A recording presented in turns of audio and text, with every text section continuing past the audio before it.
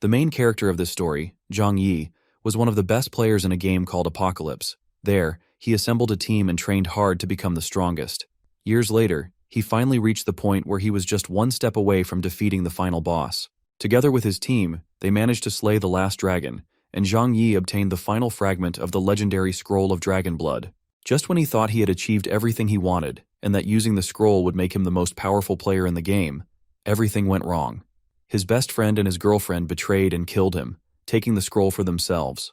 Mu Chen's attack hit Zhang Yi hard, taking away 32 million of his life points. The system confirms that Zhang Yi is dead, with no chance of resurrection. Let's have a little backstory here. This wasn't real. It is the world of Apocalypse, a virtual reality game that brings together the best game designers and took 5 years and billions of dollars to create.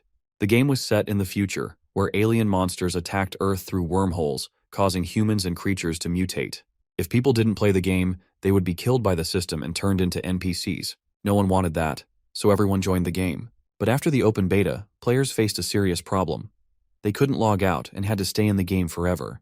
Zhang Yi had been stuck in Apocalypse for 8 years, and well, he couldn't accept the betrayal. Suddenly, he opens his eyes in a dark room and realizes he's been reborn to August 28, 2025, just before the game is set to launch. He's baffled because at this time that game had not been introduced. Soon, he comes to the realization that he must have traveled back to the time where the game hasn't been announced.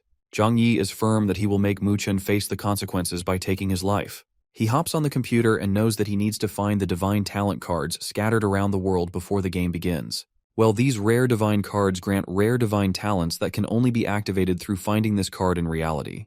The game developers, Sky Fortune Group, released 10 talent cards, which are randomly placed in different locations worldwide. From his past experiences, Zhang Yi knows the first card is located on the top floor of Jinmao Building, the tallest shopping building in Linhai City.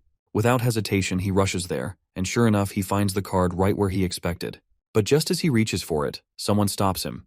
It's Lu Chengze, the young master of the building and heir to the largest real estate group in the city. He claims that the building and the card belong to him. Zhang Yi ignores his warning and moves toward the card, but Lu Chengze surrounds him with guards, and he's determined to teach Zhang Yi a lesson for trying to take what doesn't belong to him. Zhang Yi moves quickly, his eyes locked on the card. Lu Chengze orders his guards to shoot. Bullets fly right at Zhang Yi, but he manages to dodge them. He rushes forward like an arrow, knowing exactly when the game will start and how to steal the card. As he reaches the card, he leaps into the air and grabs it. Seeing this, Lu Chengze screams, warning him not to take the card. Just as Zhang Yi holds the card, Lu Chengze shoots at him. The bullet is coming at him fast, but just before it hits, time stops. The bullet freezes just centimeters from his face. Everything around him freezes, and it's exactly 12 o'clock. The game has begun again. A familiar system panel appears in front of him, asking if he wants to log into the Apocalypse game. Without hesitation, he confirms, and he's teleported somewhere else. At the same time, players around the world are being pulled into the virtual world. Zhang Yi, however, is teleported to a place he recognizes from his past life, the starting point of the game. His eyes land on a glowing divine-level talent card, and he walks toward it. Before he can grab it, feathers fall from the sky and a tiny spirit appears. The spirit introduces itself as the system spirit assigned to him. At the same time, Zhang Yi's attribute panel shows that he's obtained a rare divine talent card and a powerful skill, Copy, which allows him to copy other players' talents. The skill has a cooldown of 1 hour. Zhang Yi now has to choose one of 3 races: elf, beast, or human. In his previous life, he chose the human race for a 20% increase in prestige income, which is important in the Apocalypse game. However, he's unsure which race to pick this time. The tiny spirit then notices something hidden inside him, the Dragon Blood Scroll, which was given to him in his past life. The spirit pulls the scroll out, which surprises Zhang Yi. The item that Mu Chen wanted still ended up with Zhang Yi. Suddenly, a roar shakes him from his thoughts. It's a dragon. Zhang Yi turns around and sees a large triangular-shaped door.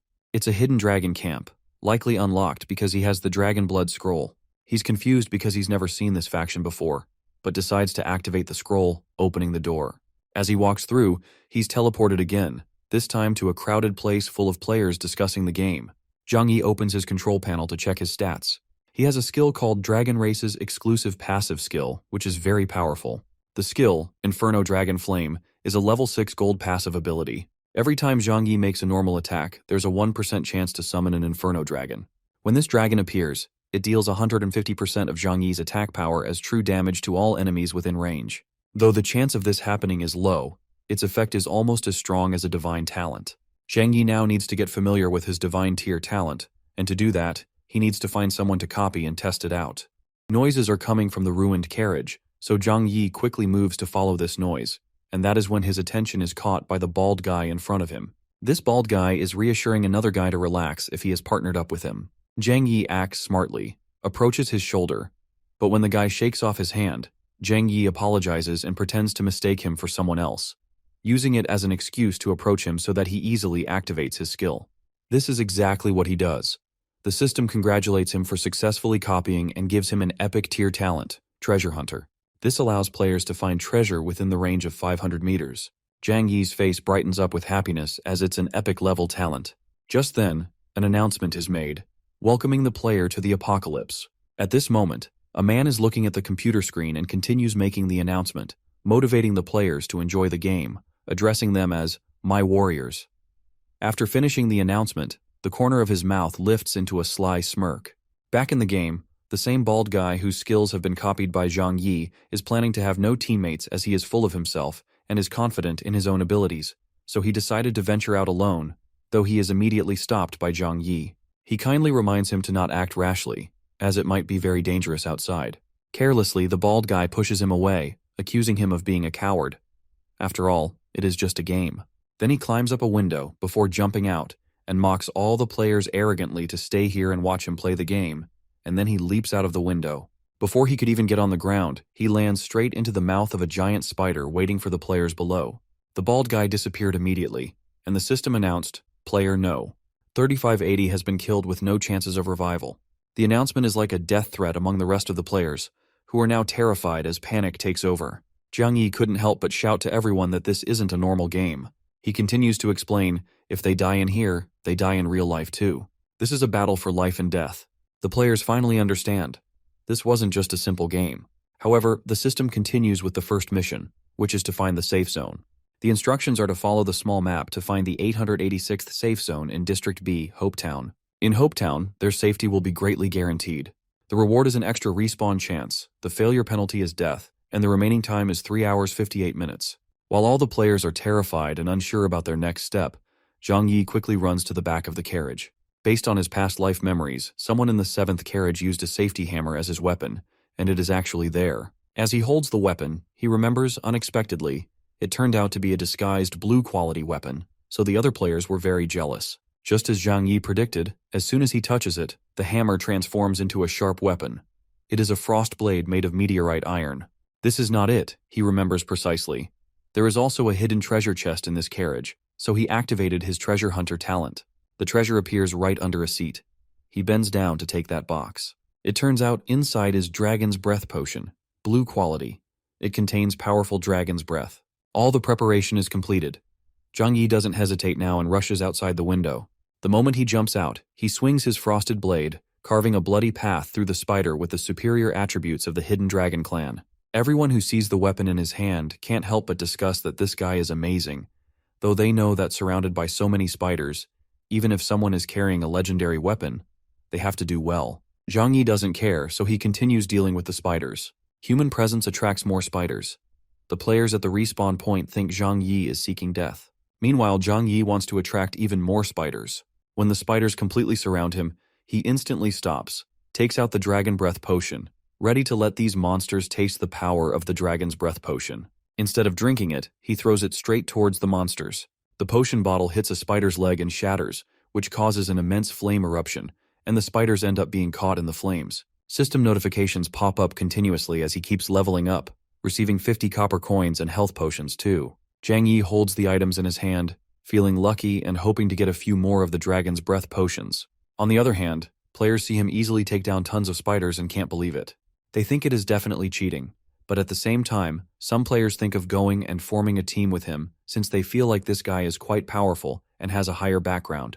After dealing with these monsters, Zhang Yi continues his journey alone, deciding to follow the map to Hopetown, leaving behind those jealous and competitive people. All of a sudden, a man appears unexpectedly, running straight toward Zhang Yi.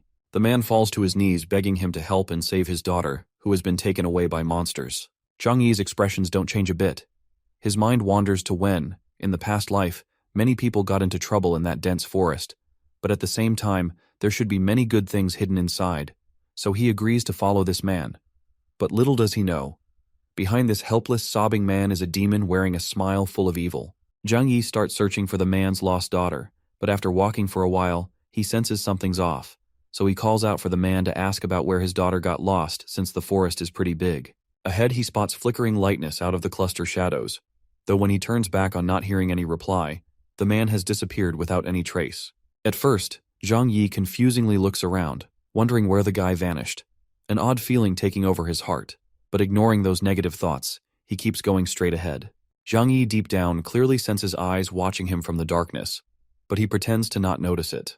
The deeper he goes into the forest, the more he hears a little girl sobbing, calling out to her mother. Following the sound, he ends up finding the little girl, tightly holding a lollipop.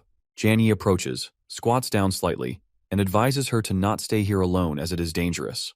He decides to take her out of there, but at that exact moment, a woman with a well-proportioned figure suddenly appears. Beside her is the man from earlier. Coats of sweat cover Zhang Yi's face as it was a trick to capture another prey. Zhang Yi senses a dangerous aura radiating from that woman, but his attention is shifted to the announcement from the system, a hidden mission. Rescue the little girl from the dark forest back to Hope Town. The reward is Talia's ring failure, the penalty is none, and the remaining time to complete that task is 59 minutes. Zhang Yi's thoughts drift. In his previous life, several teams triggered this hidden task when exploring the dark forest. The rewards and experience points gained from this task made many other players jealous, so he can't miss this opportunity. Without hesitating, he accepts the mission. The woman licks her lips as she can't resist the human scent. Abruptly, her body begins to transform. A hand with sharp claws reaches out. Before Zhang Yi, there was a spider who was half human, an unusual aura emanating from her whole body. The woman threatens them to be good and be her food. However, the little girl seeing the spider beauty's appearance is now crying even louder. Therefore, Zhang Yi quickly stands in front of her to protect her and assures her to wait for his big brother, who will bring her out immediately. After comforting her, he takes out his weapon, the same frosted blade, and lunges forward towards the spider demon. He swings the blade and tries attacking its leg, but it has no effect, realizing it has toughened skin. The spider beauty laughs manically, and confronting his physical attacks has no effect against her.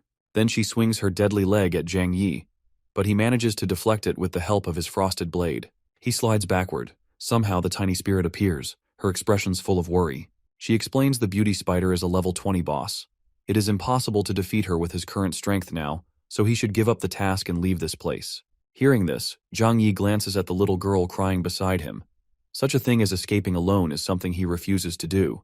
The tiny spirit slightly bows down, giving him an option to survive like this only at the moment. Something triggers inside him, commanding the spirit not to decide or predict his future so easily, and he rushes forward with wind-splitting speed, his eyes aimed to kill the monster. Looking at the level 20 boss, he remembers seeing a hidden treasure chest on the World Channel in his last life. Perhaps that skill book is the way to deal with it. Having this thought, he quickly activates the treasure hunter talent. A golden light flashes in his eyes. The treasure chest is at a tree, but in a flash the spider beauty appears right in front of him, spreading her legs to surround him, trying to put him in a pincer attack. Zhang Yi's agility helps him this time, and he steps backward quickly. This would be the death of him if just one leg of the spider beauty would have hit him, so he needs to be very careful and shouldn't lose his calm no matter what happens. Studying his body language, the spider beauty could tell his target is not her, but something else. Somehow Zhang Yi quickly reaches the treasure chest. The spider beauty turns around, witnessing him opening the chest. A lightning bolt emits from her palm to attack him, but it was late. Too late. Zhang Yi has already opened the treasure chest successfully, obtaining the blue-quality lightning chain skill book. Realizing it is a hidden skill, Zhang Yi is extremely overjoyed. It unleashes lightning that can bounce back and forth between enemies, dealing 200 points of magic damage for each unit killed. The damage of the lightning chain increases by 10%. Still rejoicing, Zhang Yi is unaware that Spider Beauty's minions are surrounding him, while the Spider Beauty is gathering a lightning energy ball to strike him with it. She screams angrily, commanding her strike to tear him apart. Without wasting any second, Zhang Yi places his hand on the skill book and absorbs its energy. A powerful lightning bolt forms from his palm too. It is an AoE attack lightning chain. The Spider Beauty's jaw drops in fear. Scary lightning is unleashed with the help of the technique learned from the skill book, and the lightning struck down, destroying the woman's limbs. Zhang Yi can't help but smirk by letting her taste the power of this immensely powerful attack. She ends up disappearing. The system congratulates Zhang for completing the hidden quest, obtaining an epic item, the poisonous fang dagger, as a reward, made from the poisonous fangs of spiders, and deals 20 points of poison damage per second to enemies. Pressing forward, the little girl is happily led back to Hopetown by Zhang Yi. As soon as they enter Hopetown, familiar faces stare at him, none other than Lu Chengze and his subordinates. One of the guys points at Zhang Yi, reminding Lu Chengze that it is the same guy who stole his divine talent card. Lu Chengze's face turns crimson red. He grits his teeth, clenches his fists, and orders his subordinates to send someone to keep an eye on him. Ignoring the hateful eyes, Zhang Yi holds the little girl's hand and walks into Hope Village. It is night, but still the hustle and bustle hasn't died down. The little girl looks at Zhang Yi with innocence in her eyes and expresses her gratitude for returning her safely to her home. Right after the little girl vanishes, the system congratulates Zhang Yi on completing the hidden task and obtaining the reward. It is Talia's ring, which increases luck points by 55. Zhang Yi is thrilled looking at the shining golden ring on his hand. It is even an equipment that can increase luck. In the apocalypse, luck is an extremely rare attribute. The higher the player's luck value, the more bountiful the task rewards. Despite that, his attention shifts when a voice breaks in. He followed the sound. A blacksmith is attentively working and energetically promoting enhancement skills. Seeing him working, Zhang Yi can't help but ask if he is using cheats, because how can the success rate of enhancing be so high? So the guy standing beside him explains his talent is enhancement and forging. After a while of diligent forging, the guy holds a shining sword in his hand. Everyone is impressed by his skill, amazed at how he managed to forge such strong equipment. Zhang Yi decided to try it out. Thus, he touched the blacksmith's shoulder, successfully copied the epic talent, enhancement and forging, and the success rate of equipment enhancement increased by 50%. Then he took out his poisonous fang dagger, placed the dagger on the surface, and raised his hammer. As he hits the hammer on the dagger, each hammer strike represents a successful enhancement, and in no time he enhances the dagger from level 2 to level 5. With this talent, he doesn't have to worry about the enhancement of equipment in the future. It might even be a business opportunity too. People around him are shocked to see this person having a +15 level epic weapon. They all know +15 is so rare, but it's even an epic tier, which is unbelievable. Their expressions are mixed with envy and curiosity. Suddenly, sweat trickles down his face, and his vision blurs too. He pants and loses his collar as he is finding it hard to breathe and can only hear people's discussion. However, the same tiny spirit appears, reminding him his fatigue value has almost reached the limit, so he needs to head towards the nearest tavern to rest. Hence, Zhang Yi decides to rest first before increasing his level outside the city, but in a hidden corner, someone is secretly watching him. Zhang Wei easily finds a tavern. It is a special place for players to rest and adjust after a battle. Entering inside, he places a gold coin and requests the receptionist for one room. On the way to his room, he overhears a conversation between a guy and a girl.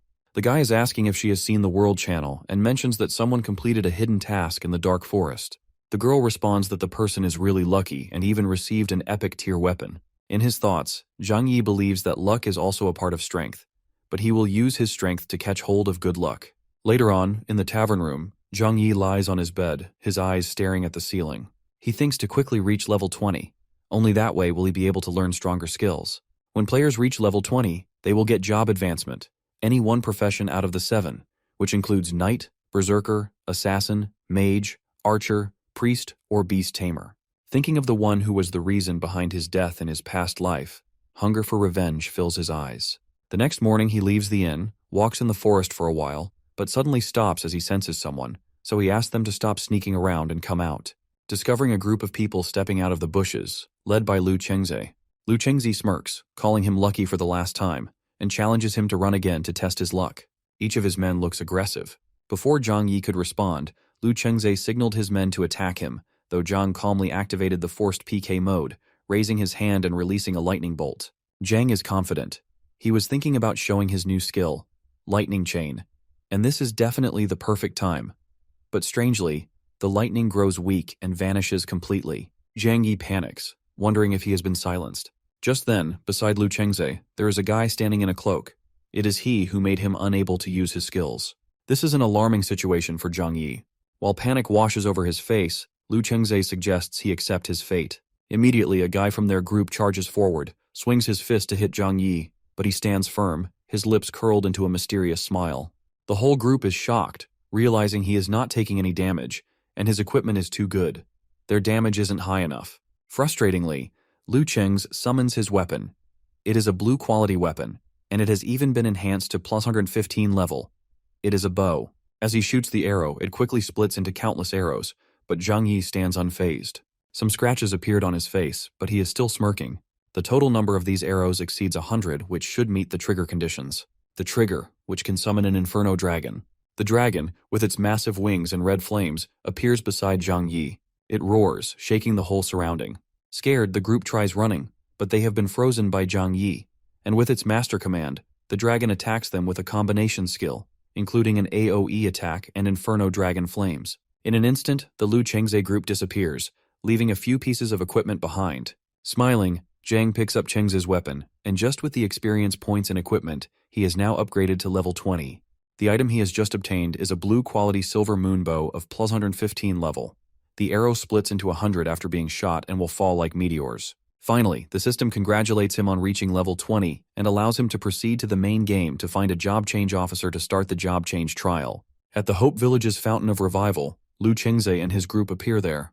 Players with revival chances are revived at the nearest Fountain of Revival after death. At this moment, Zhang Yi walks around, admiring the moonbow that he has just obtained. Lu Chengze turns crimson. His blood boils with rage, threatening him to wait as he will settle the score one day. But Zhang Yi is on cloud 9 right now, so he ignores him and heads straight to the main gate, where there is an NPC for player class changes. Arriving there, he informs NPC about changing his class. The NPC raises his one hand, a red vortex appears, and just like that, the class change palace has been opened. When he steps inside, it's like he is teleported to somewhere. He is standing in a completely unfamiliar place. Looking around, there are 7 figures that obviously represent the 7 professions in the apocalypse: Knight, Berserker, Assassin, Mage, Archer, Priest, and Beast Tamer. Out of these 7, Beast Tamer is the least popular class. He approaches an old man wrapped in a cloak, representing a Beast Tamer, even though a Beast Tamer can summon magical beasts to battle and tank for him. Raising magical beasts isn't an easy task. His mind races with countless thoughts, unsure of what to do. But he recalls he doesn't want to choose Beast Tamer. The moment someone starts raising the beasts, the Beast Tamer has to share his resources with them.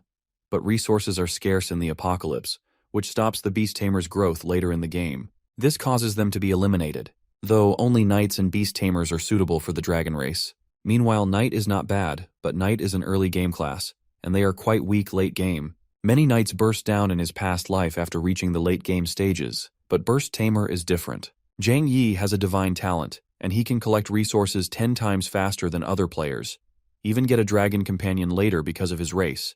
Eventually, he will have a balanced team. The old man suddenly opens his eyes, revealing he has been waiting for a long time. When the profession confirmation panel appears, the spirit appears again to rethink his decision, but Zhang has already made up his mind, so he chooses to be a Beast Tamer. As he becomes the Beast Tamer, the old man pokes his forehead. Purple light is transferred into his body, and a purple mark appears on his forehead, emitting purple radiation. Even a silver ring appears on his finger, and he is now teleported back to Hope Village. The class change NPC congratulates him on completing his profession. Right at this moment, 2 players walk by, catching Zhang Yi's attention. One of the guys reminds the other guy how he warned him about the undead town being dangerous. It turns out they end up getting wiped out before encountering an elite monster and lost so much equipment. Hearing this, his interest develops, and he remembers the undead town, the same first dungeon he cleared in his past life. He wishes for a reasonable team, which Van assembles.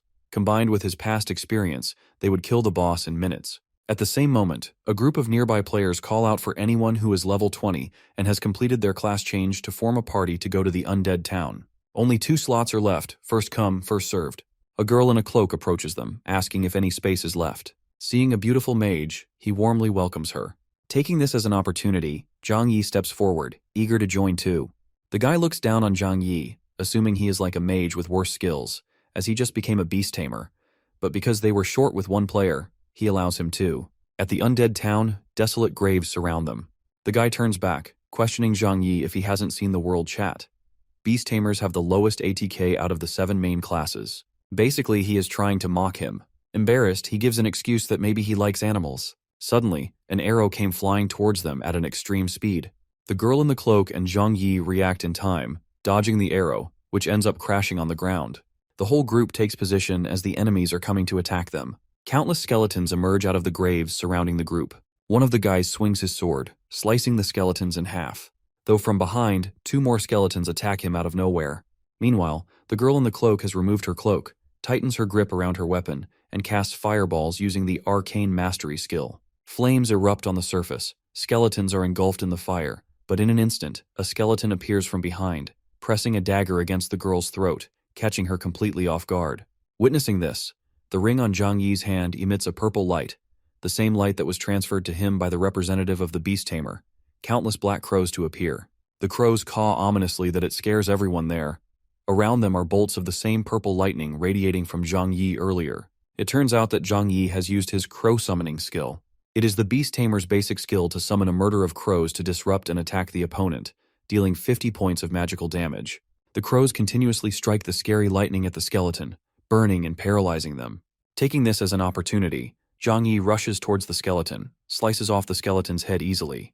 The girl is stunned by seeing his abilities and tries to thank him, but suddenly Zhang Yi grabs her hand and pulls her towards where the others were running. As they are the undead, they will revive soon, so they need to get out of there quickly. As they all rush forward, very soon they all stand before an ancient castle. Zhang Yi reminds everyone, the boss is inside. The knights will be in charge of tanking, the girl and Zhang Yi. The DPs will focus on dealing damage from the back, so the rest of them should avoid the AoE spells in the second phase of the boss fight. The guy who welcomed them into the group earlier finds it a little suspicious. How Zhang Yi is very familiar with this, but Zhang Yi chuckles nervously, denying this is just his experience from previous games. After discussion, Zhang Yi takes the lead and heads straight towards the castle gate. Meanwhile, the whole group notices the Poison Fang dagger, so they quickly open the system and check the attribute of the weapon. The green-robed man is in disbelief. A +15 level Poison Fang dagger? How can a newbie be using an epic weapon and know the basics so well? Is he lying? His mind races with tons of questions. The guy's evil mind takes over him, assuming Zhang Yi must have many more good items. Looks like they hit a jackpot. At the same time, Zhang Yi opens the gate of the castle. They all step inside. The place is pretty dark. Surrounding them are lightened lamps, and in between is a throne which can't be seen properly because of darkness. The female mage stays close to Zhang Yi, but just for being cautious, he announces for everyone to stay close as it might be pretty dangerous in here. Instantly, the other guys of the group show a sinister smile. With a thud, the castle door is closed. The female mage and Zhang Yi panic in fear. The players' voices echo through the door gap, suggesting to them stay in there quietly. They will be back to check on them soon. The female mage fearfully shouts at them to stop, but Zhang Yi realizes they have fallen into a trap as they join a team of player killers. They intend to use the boss to get rid of both of them, so they can monopolize the experience and rewards. However, right now it is too late. The sound of the chains moving creaks loudly in the room. In front of them, smoke rises up, revealing a giant structure. The boss is already here. A large sharp ice shard appears in the air, quickly grabbing the female mage's wrist. They move away from that place, dodging the attack, the heavy ice, and ending up striking the ground, breaking into pieces. The female mage turns, looking at the destruction. She takes a sigh of relief, expressing her gratitude towards Zhang Yi as he saved her again. Unexpectedly, ice rises from beneath their feet. Before they could understand, a giant level 30 necromancer with sharp fangs appears in front of them. It floats in the air, raising his hands. He summons 2 large ice balls, and piece by piece it strikes them down from upwards. Zhang Yi panics, since without a tank, they can't withstand the damage from the boss. At the same time, the female mage places her hand on the ground, forming a purple magic circle. Spirits wearing cloaks with dark purple eyes emerge out of that circle suddenly. Zhang Yi is in disbelief right now. Seeing him this shocked, the girl explains, "These are the undead soldiers called by her talents. Undead summoner, but they can't hold on for long, so they have to think of a way to escape." The undead soldiers merge together, creating a barrier. Through the system, Zhang Yi learns about the talent card divine ranked undead summoning deceased beings from the world of apocalypse to fight for 5 minutes. As minutes pass by, cracks appear on the barrier. Looking at the female mage, he requests to buy some time. Not finding any other option, Zhang Yi immediately uses his chain lightning skill, sending out a shockwave, knowing this boss's weakness. The female mage decides to cover for him, casting multi-fireball spells, sending powerful flame balls forward, and also continuing to summon the undead soldiers. The undead soldiers swing their weapons, attacking the boss. However, at that moment, Zhang Yi spots that gem at its collar. It is the necromancer's energy source, and at the same time, it is the greatest weakness. Cleverly, Zhang Yi extends his hand, summons a group of crows, and grabs one crow's leg. He flies higher. Tension grows thicker in the environment when he leaps up, swinging his dagger with force at the boss. Therefore, The boss roars in pain, but the gem on its collar is cracked. After that powerful strike, Zhang Yi lands on the ground. System congratulates on killing the boss, Necromancer, and upgraded to level 25. He even obtains an epic item, Radiant Staff, can be used at level 30, releases a gust of icy wind to freeze enemies within a 100-meter radius for 5 seconds, dealing 500 magic damage. Right after that, he hands it to the female mage as this is a weapon for a mage. A beast tamer like him wouldn't be able to use it. Outside the castle, the three traders assume that the players are probably dead as it is quiet inside. They then decide to enter inside the castle again for the loot. Just as they reach to push the door, Zhang Yi kicks it open so hard that it breaks. All the three guys are in disbelief, obviously disappointed to see them alive, but one of the guys in the green robe is still greedy, claiming they must be tired after defeating the boss, so he lunges forward to attack them, gripping his weapon.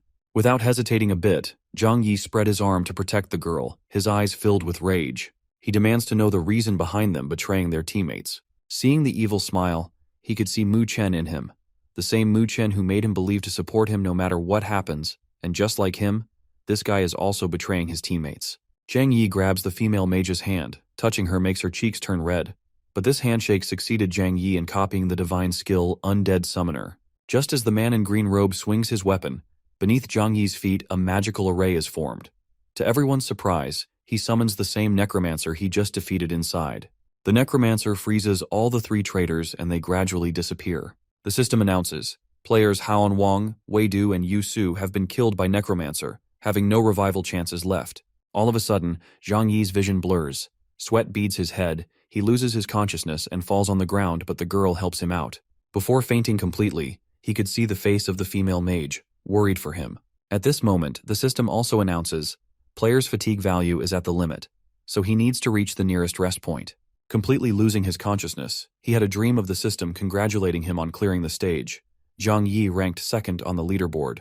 Memories flood back in Zhang Yi's dream. Little Yi sits on the sofa, complaining to his dad about his boring toys and wanting to have a new game which can keep him busy. His father promises to give him a new game when he can beat his high score. His face lights up with joy. His father then grabs his stuff and begins to leave. Zhang Yi can see his father leaving, thinking how he is trapped in a game. He might never get a chance to play his father's game anymore. In the inn room, Zhang Yi finally wakes up. His head hurts a lot. Although, while pouring water, he notices a letter on the table. He quickly opens the letter. In the letter, the female mage, Yaru Han, expresses her gratitude, thanking him for saving his life. She also informs him in the letter that by the time he sees this, she will have already left to search for her brother. She left him a storage ring containing the items from those guys. He might need them in the future. She believes fate will let them meet again. Jiang Wei examines the ring while mumbling the mage's name again. After opening the character ring, Zhang Yi is surprised. These people have been killing quite a few players, as all the equipment is of different types. Taking a sip of water, he is relieved at least he doesn't have to worry about equipment anymore. All that's left is a magical beast. He carefully observes the map, in his mind thinking, if he recalls correctly, the misty area to the north is the hidden Dungeon Dragon King's tomb, the only pre-level 40 dungeon that drops magical beasts, but this instance isn't easy at all. It would be problematic if his teammates were unreliable like Hao Wang. The next morning, Zhang Yi walks in the Hope Village, constantly thinking about finding trustworthy teammates. Just then, his gaze darts to a girl, offering people to join her guild, claiming many benefits like fighting moms to level up and helping each other in the dungeons. Realizing how dumb he is, Zhang Yi wonders why he didn't think about a guild. In his past life, he teamed up with Mu Chen as soon as he entered the game. He forgot that a guild is the best way to recruit skilled players. Entering the guild building, he meets the receptionist, revealing he wants to create a guild. Hearing that, the receptionist asks for a name for his new guild. Zhang Wei remembers what his father once said. The game creator is also the god of the game, and players are always challengers who challenge God, so the only way to win is to become a godslayer. Zhang Wei ends up naming his guild Godslayer. The receptionist then suggests that he gather his companions now. In an instant, Zhang Yi's mind wanders. Does he have to give out flyers on the street? But he can't randomly recruit people. He needs to go to a place with more experts. According to what happened in his past life, there was a combat trial after the first survival mission, so he decides to visit the combat trial. All the experts from the region will be there. Special mission notification has been sent to the players about the combat trial. It is to welcome the players. Hopetown is hosting its first 1v1 combat trial. Players who completed their class change can complete, and the winner will receive generous rewards. The reward includes 100 gold coins and a rare skill book. As soon as he gets this notification, Zhang Yi doesn't hesitate to agree and participate. All the players after agreeing are teleported by the system to a large arena. An announcer present there welcomes everyone to the first 1v1 trials location, Sky Battle Arena. All players stand sequentially in an order. Zhang Yi glances at other players. They all have higher levels than him. He realized he had slept quite a long time, and this is definitely a wake-up call. However, his attention is pulled when he hears voices ringing out, motivating and cheering someone to kill. When he turns around, he witnesses a guy named Zhen Ning rushing forward with his weapon to attack his opponent. Meanwhile, his opponent Wu Qi, with long hair and bloodshot eyes, absorbs the sword energy of Zhen Ning while his body floats in the air. The blue energy radiating out of him and his weapon is now replaced with a mysterious purple energy. Below him, the endless discussion and cheering continue. The crowd is shocked, seeing the mage not even moving in front of his opponent. Wookie has used the Shadow Imprisonment, a level 4 skill. It is an exclusive skill that imprisons the enemy in front and deals shadow damage. The duration of imprisonment and damage increases with skill level. Being frustrated by the humility, Zhen Ning starts negotiating with money. If 1 million is enough for his opponent to lose, claiming to immediately credit his account. The amount 1 million makes him recall his past. Back then, if only he had 1 million at that time, the company would have continued and wouldn't have gone bankrupt. He sat quietly looking at the painting. His heart sank. It was a painting his daughter drew. He thought if he had money, he wouldn't have ended up with a separated family. He was standing at the edge of the rooftop, thinking of ending his life. The system's familiar bell rang, giving him an option to log in to the apocalypse, and that is how he has now joined the game, as he had nowhere to go. Back to reality, he guarantees to Zhen Ning about never ever losing or surrendering and would never let himself experience failure in his life again. Just like that, he points his palm at Zhen Ning, striking lightning bolts, sending Zhen Ning to his death. The system congratulates Wu Qi for defeating Zhen Ning and successfully advancing. At this moment, he looks around, aiming to defeat everyone. And at the same time, Zhang Yi understands this guy is really something else. Alternatively, random matching of the first round of the duel trial has been completed. Zhang has been matched with a guy, Duan Feng, and is now asked to go to the corresponding venue to duel within the specified time. Zhang Yi often saw this name on the World Channel in his previous life. He could solo clear all kinds of difficult dungeons. If he can be recruited into Godslayer, it would be a win-win situation for Zhang Yi. At the N20 arena, Duan Feng, a level 35 knight, was already sitting there, waiting. Zhang Yi freaks out as the game has only just started, and the guy is already at such a high level. Duan Feng stands up. With a 10-level difference, he gives Zhang Yi a chance to have the first move. Otherwise, it would look like he is taking advantage of Zhang. Seeing him acting like this, Zhang Yi feels a little annoyed, and advises him to stop looking down on others. The winner isn't decided yet. Meanwhile, Zhang Yi is summoning crows. Duan Fen reaches out to his sword, praising Zhang's confidence, taking a defensive stance, and using his skill, Sword Guardian, a level 4 knight exclusive skill that can summon several sword souls. Each sword soul can resist 500 damage and deal the damage resisted back to the enemy. The number of sword souls increases with the skill level. Without even letting him attack, Duan Feng launches his powerful attack, and Zhang Yi ends up getting affected by the reflected damage of the Sword Guardian skill, losing 200 HP. It was all just a trap, him asking to attack first. Concern creases his brows. If he wants to deal damage to him, he must break through the 4 sword souls. Each sword soul can withstand 500 damage at most.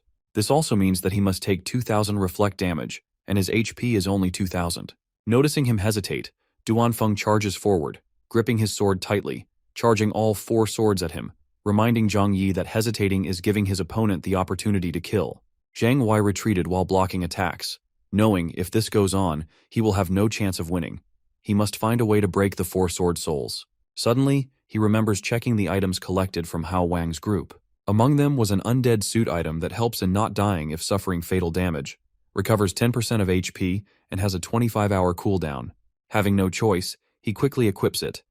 Right now, he could only rely on the life-saving effect of this undead suit. After equipping it, without wasting a second, he rushes forward using the lightning chain skill.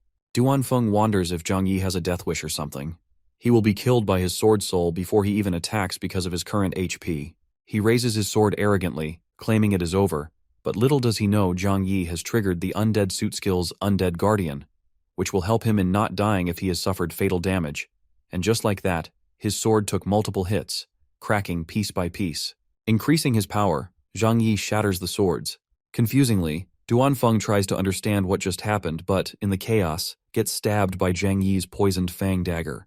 Zhang Yi finally defeats Duanfeng and successfully advances to the next round. Zhang Yi reaches out to help Duanfeng stand up, praising him and admitting he is very strong, and if it wasn't for his equipment, he would have lost from the start. He then proposes that he join his guild, noting that there is a very difficult hidden dungeon in the north of town, and if they work together, they will definitely clear it with no trouble. Duanfeng praises him back, and as for joining his guild, he will consider it. As of now, the speaker congratulates everyone for passing the first round of the trial and requests they look at the next round's opponent through the world channel. The next round is about to begin immediately. A familiar figure in a cloak steps on the stage. It is none other than Yaru Han, and the person facing her is Wu Qi. The crowd discuss not looking down on her. In the previous round, she just beat her opponent like nothing. Wu Qi warns her about not showing any mercy. There is no place for sympathy in this arena. On the other hand, Yaru Han assures him to give it all he has got. Outside the Sky Battle Arena, everyone gathers and calls their companions to hurry up, as the battle between the strongest mages has already started. Hearing this, Zhang Yi thinks if he can recruit the strongest mage, it would be great for him as well as his guild. Before leaving for training, Duanfeng informs him to contact him in the guild chat if he needs him. In reality, Duanfeng is a training maniac, though he has officially joined his guild. He quickly left a message, hoping to see news of Zhang Yi winning the championship. Otherwise, he would be embarrassed to be defeated by him. Zhang Yi laughs, putting pressure on him before the match as expected of his comrade. Out of curiosity, he decides to take a look at the rumored strongest mage because everyone is so eager to see this fight. Just as he approaches the arena, his eyes widen in shock when he recognizes it is Yaru Han and the guy from the earlier duel, Wu Qi. Yaru Han's eyes are determined on her opponent, gripping her staff, her body surrounded by a flaming aura. She suddenly casts an ice storm howl with her ice gale skill, covering the entire stage. Wu Qi praises her for having a good staff and claims to make the staff his soon, while he is a little frozen by the ice. Ignoring his arrogant comment, Yaru Han swirls her staff, creating a magic circle with red light beams and challenging his opponent to survive this first. She strikes it with the combined effect of Meteor. This skill summons several meteors, and each meteor inflicts 500 points of flame damage on enemies. The number of meteors increases with the skill level. The meteors summoned are raining down in Wu Qi. Loud cheers for the girl can be heard. From what Zhang Yi is observing, Yaru Han has the upper hand, but he has a bad feeling. And just then, Wu Qi smiles and instantly counters Yaru Han's attack, causing an intense explosion. After the dust is cleared, both the players are not on the stage. Zhang Yi's thoughts wander. Is Yaru Han okay? Where are they? What is this skill Wu Qi using? At this moment she appears in the arena. Wu Qi holds her staff, mocking her for facing him. She would have gotten into the finals if her opponent was someone else. The crowd criticized Qi for beating her up so badly and for taking her weapon. Zhang Yi calmly steps onto the arena and helps her. Rather than caring about her injuries, she apologizes to him for not protecting the item he gave to her. Zhang Yi assures her to not worry and rest, as he will get into the finals, beat him up, and get her staff back. Time passes by, and very soon Zhang Yi and Qi Wu defeat their opponents and keep successfully leveling up. After all these rounds, the two finalists are the mage Qi Wu and the only beast tamer of this tournament, Zhang Yi. One will strike, one will fail. Who will be the victor? The whole crowd is eager to see the fight, knowing well both the players are strong enough. At this moment, Zhang Yi and Qi Wu are facing each other. Zhang Yi is looking at him coldly, which makes Qi Wu assume he wants to kill him. So Zhang Yi confesses he hates people who take things away from others. Without answering, Qi Wu slams the staff on the ground, causing it to shatter, and laughs maniacally. However, Qi Wu challenges him to get it on his own. Suddenly everything around turns dark. People wonder what happened. They disappeared again as he pulled the same trick from earlier. The crowd is irritated as they want to know what is going on. Now Zhang Yi understands this is why Yarujan vanished. Qi Wu creates another dimension. It is a skill called Infinite Void, which creates a void space, and the creator gains a 30% damage increase, while enemies deal 30% less damage, lasting for 5 minutes. Qi Wu arrogantly claims no one will be able to beat him in this space. Dying here will use up the revival chance, and they will respawn in the same area.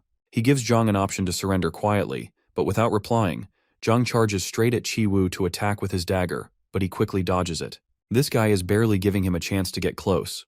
Also, there is no way to copy his talent. Even undead summoners are not useful either. Qi Wu uses the staff to cast shadow arrows, which damages Zhang Yi, losing 700 HP. Zhang Yi groans in pain. This is frustrating. Even the most basic spell can chip away 1 to 3 of his HP. If this continues, he won't survive a few more attacks and will die, but what if he can revive in this space? Thinking of this, he smirks and stabs himself, receiving fatal damage. The system declares him dead but also detects one revival chance and begins resurrecting him. The revival mechanisms in special areas are different. In duels, players can revive on the spot without going to a resurrection fountain. Zhang Yi is now finally awakened. The ring on his finger glows, and a flock of crows is summoned. Qi Wu's eyes widened in disbelief, accusing him of playing a very dirty game. Meanwhile, Zhang Yi claims to never forgive him even if he loses a resurrection chance.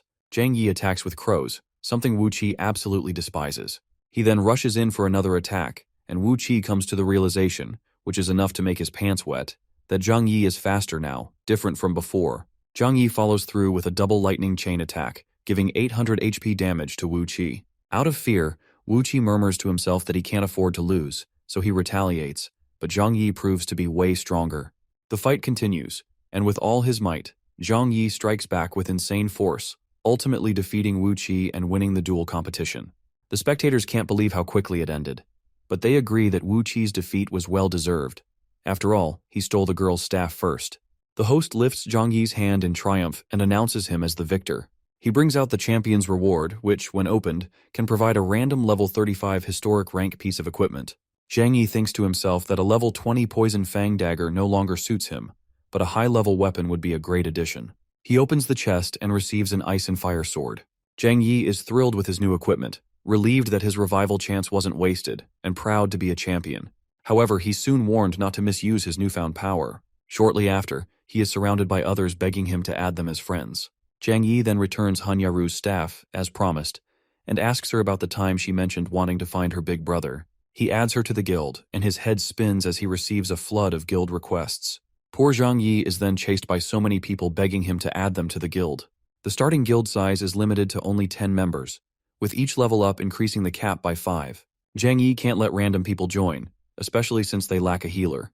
However, with him, Duanfeng, and Han Yaro, they'd be able to clear the Dragon Crown grave. Suddenly, a man appears in front of them, and Zhang Yi gets defensive. But Han Yaro recognizes him as Qinglong and wonders why he's here and the whereabouts of her brother. Qinglong explains that he saw her at the town's entrance, so he followed her. Her brother had left for something important but told Qinglong to protect Han Yaro before he left. Zhang Yi, clearly baffled, questions Han Yaro if she knows him. Han Yaro confirms that Qinglong is her big brother's mate. As the tension eases, Zhang Yi politely invites Qinglong to join them in the Dragon Crown dungeon, and he takes on the offer and joins them. Meanwhile, at the Dragon Crown grave entrance, Duanfeng is already waiting for them in a pretty good mood. As they prepare to enter the dungeon, some people are spying on them and decide to inform their boss to come. As they enter the dungeon, Han Yaro is impressed by the statues, admiring the realistic touch on them. She gets closer to one of the statues to get a proper look, sensing something feels off about it. That's when the statue's eyes light up red, and it comes to life. Zhang Yi realizes the gravity of the situation and warns everyone to be careful because the statues are the Dragon Crown Grave's monsters. Then, he turns to Duanfeng, instructing him to tank damage while they attack from behind and guides his teammates to stick together. The monsters begin to step closer and closer and start to attack them. But Duanfeng is sure about the fact that these lousy monsters got nothing on him. He pulls out his sword and lays an attack at the monster. Duan's eyes show the rage, and he brings the monster to his final moments. All of them continue to fight the monsters. Suddenly, a level 35 Dragon Blood Knight appears on a horse with a red sword in his fist. He catches speed and runs towards them to attack. Just at the right time, Duanfeng notices it and uses his sword protection to defend against the knight. He then summons the Sword Array, a knight profession skill that causes 3,000 physical damage to enemies and defeats them as if they held no power in front of him. But before the knight gets taken down, he chants, "Awaken Lord Shigura." On the other hand, at the Tower of Eternity, a man observes Zhang Yi with interest. He can see someone familiar from his shadow. However, he thinks his eyes might be wrong since that person is no longer around. He gets drawn back to a flashback, a man being kicked off a cliff into blazing fire. Now, to toy with them more, he chooses to increase the difficulty for them. Meanwhile, the greedy Dragon Crown Shigul absorbs dead underlings' power and upgrades to rank 2 Dragon Crown.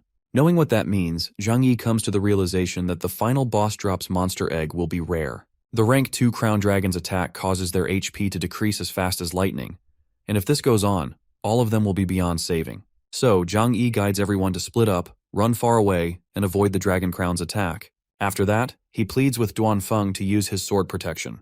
However, the dragon's damage is too strong.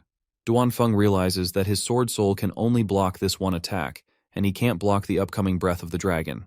But Zhang Yi assures that he will take care of the rest of it. As the dragon breath ends, Zhang Yi urges his teammates to attack the dragon crown's weak point, his eyes. So, Qinglong uses his level 4 sleeping arrow that causes 4 seconds of stun and lands the shot, hitting it precisely on the dragon. As soon as Qinglong hits him, Zhang Yi yells to attack at the dragon with him because attacking the weak point of Dragon Crown can make it temporarily fall into a weakened state. And under a weak state, the damage taken is increased by 100%. Following Zhang's guide, they all begin to attack it together. Hanya Rao uses her skill Ice Windstorm to freeze the dragon, and Zhang lands the final blow, eliminating the monster, successfully defeating the greedy dragon Shigula. As Zhang Wei expected, the dragon dropped good inventory, sparkling his eyes with excitement. Zhang just wants the egg, telling them they can take the rest of the equipment. As Zhang Yi tries to pick up the egg, some people enter the dungeon and attack him, but Qinglong steps in and takes the damage instead. Zhang is stunned over the fact that Qinglong took the damage for him. Upon asking for an explanation, Qinglong says that he's only repaying the favor to him for saving Hanyaru before, though he explains that he has a revival chance, so he'll be in town waiting for them. Anyhow, he does make sure that if Hanyaru gets injured, he won't let them off easily. On the other hand, Zhang Yi yells at them, wondering why they would stab them from the back. So Lu Chengzhou steps forward and smirks at him, reminding Zhang Yi that he warned him he'd make him pay back double the price one day, and that day has arrived. Seeing Lu Chengzhou and its group, Zhang Yi stuns, but at the same time tells his friends it's a personal grudge, and they should leave it to him. He cuts his palm and drops his blood on the dragon egg and realizes that it's dragon race blood, the rare beast type in the apocalypse world. He uses his blood to make a contract with the dragon beast. The egg hatches with a huge explosion, and an adorable dragon comes out of it. Duanfeng stands there wondering if the magical beasts that are tamed by the beast's tamers are so harmless and innocent-looking. Lu Chengzhe mocks and laughs, thinking he surely can defeat it with no effort. The dragon does pretty sure look harmless, but as the dragon gets furious, Lu Chengzhe taunts get returned to his face. The moment the dragon releases its fire breath, all of them are left stunned, not expecting such a huge attack. The intensity of these flames are so extreme that the people caught in that fire get melted to their last moments. Their leader realizes that it's best to save himself and run away. After the leader escapes, the little dragon comes to Zhang Yi and sits on his shoulder, while Zhang Yi and the group begin to leave. Hanya Rao asks who they were, and Zhang Yi explains. Judging by their off get-up, they must be people from the other race camp, but he still doesn't know why they followed them here. Hanya Rao is still baffled about that strange symbol and its representation. Zhang Yi's expression darkens as if he wants to explain something, but he is not able to do it. Later on, they go back to the town. Qinglong gets excited to see the little dragon, but seeing its hot temper, he knows better than to play with it. The system alerts that because an Area 886 player killed the greedy dragon crown Shigura in the hidden dungeon, as the comrade of Shigura, the world boss Gold Skeleton King will descend onto the Hope Town earlier. Zhang Yi realizes this is different from his past life and remembers that before, with just lone power, it destroyed half of Hope Town and also killed 60% of its players. Zhang Yi thinks that if only he could complete the mission of killing the Gold Skeleton King, then the new Apocalypse Town would be open, and he would be able to find Mu Chen. On the other hand, a servant presents 2 dragon eggs to his master, Mu Chen, and informs him that in Area 886 they encountered a beast tamer, and he killed the dragon crown before them and even signed a contract with the Black Dragon. Hearing about Area 886, Mu Chen surely finds it interesting, as if he found what he was looking for, and tells his servants to leave. He then opens a room, and a glimpse of a room filled with more dragon eggs is seen. The world boss, God of Death, Gold Skeleton descends to exact revenge for Shigura. The demonic creature claims to be busy earlier, but it has a plan to bury them all today. The demon summons his small minions as well, and they radiate a weird neonic energy. The people of Hopetown gather around while some curse whoever brought it to Hopetown. Some are eager for the item drops. The system says the mission is to protect the whole town. The system generates a task to protect the hometown and prevent the invasion of the Gold Skeleton King. Players who land the killing blow on the Golden Skeleton and the top 3 contributing players will receive generous rewards. Same as the past, other than the killing reward, it will rank according to damage. The higher ranking has a higher chance to get extremely rare legendary rank equipment, and Zhang Yi knows he needs to act earlier this time.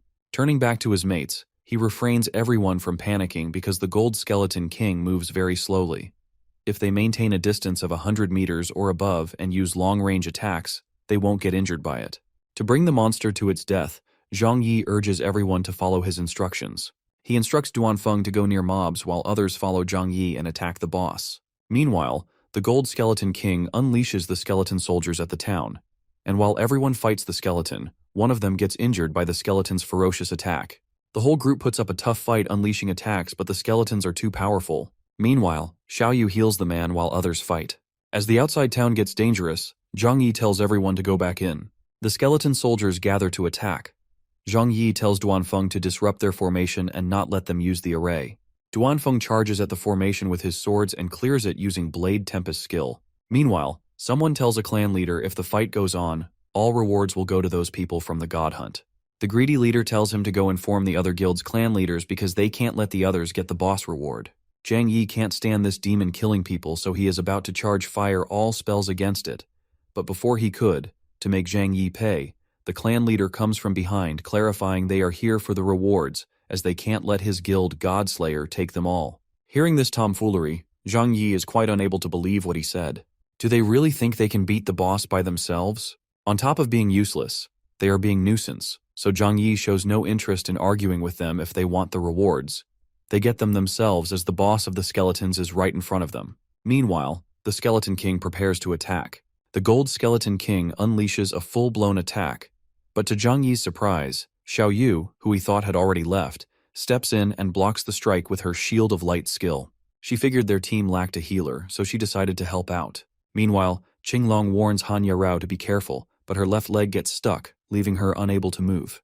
As the Gold Skeleton King prepares to strike again, someone unexpectedly steps in and blocks the attack with his bare hands. He tells Xiaoru to go rest and leave this to him. The Skeleton King boasts about his strength, but the man calmly pulls out his sword and challenges him to show just how powerful the so-called Death God really is. The man attacks, but as expected, the Skeleton King barely feels it, laughing off the blow. He taunts, claiming it only felt like a tickle. The man, however, responds by saying he's just getting started and enters a berserk state. In this form, he sacrifices 1% of his HP every second, gaining a 10% boost to his strength, making him even more dangerous. He charges forward, delivering a berserk slash that hits the Skeleton King hard, knocking off 3000 HP. Though the Skeleton King loses some health, it's not enough to stop him. Roaring in anger, he vows to make the man pay for daring to attack him and swings his massive weapon. The man, gripping his weapon tightly, leaps into the air to counterattack. Zhang Yi realizes the man is using his own HP to power up, but with so little left, one mistake could mean his end. The Skeleton King attacks the man with all its might, believing it will be enough to kill him. But to its surprise, the damage stops at just 1 HP. The man's undying body talent is activated, making him immune to all damage for 60 seconds. The attacks feel like nothing more than a tickle, and he can endure many more weak hits like these. Enraged, the Skeleton King attacks again, but even a full vicious slash fails to deal any damage. Zhang Yi watches as the man takes each hit without a scratch, realizing just how strong he is. With its HP dwindling, the Skeleton King pauses its attacks. Seeing this as his chance, the man strikes back and delivers a final combined attack, defeating the Skeleton King all on his own.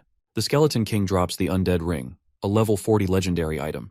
The ring boosts all attributes by 10 points, and its embedded skill, Death Power, increases the ring's attributes by 50% with each player killed. Zhang Yi notes that the ring is an evil piece of equipment, and if it falls into the hands of a wicked player, it could cause serious trouble. Zhang Yi thanks the man for his help, but the man reveals that he only did it for Xiaoru. Suddenly, Han Ryo runs up and hugs him, calling him Big Brother. It's then that Zhang Yi realizes this is the big brother Xiaoru had been searching for. The man reassures her that he's fine and hands her the undead ring. The system then announces that player 886 has stopped the world boss Golden Skeleton King's invasion, and that a new city, Poxiao City, has opened. The big brother bids everyone farewell, saying they should take their rewards because this place is now part of the past. They all collect their rewards: the Gold Town Soul Armor, Gold Belt, Dead Peony Gold Bow, and Gold Capes. Zhang Yi receives Gold Boots, which provide a 5-point boost to all attributes and increase movement speed by 100% for 20 seconds, with a 3-minute cooldown. It's a big gain for him, and with the new city open, he's one step closer to finding Mu Chen. The group admires their new weapons. As they reach the outskirts of Poxiao City, it's clear that the city is a world apart from Hopetown. Qinglong feels uneasy, while Han Yaru finds the towering buildings intimidating. The town demon tower looms before them, 100 floors high. Only those who conquer the tower are eligible to enter the Ion Tower. Zhang Yi remembers his past life, where he survived in the apocalypse for 8 years and only reached the 50th floor.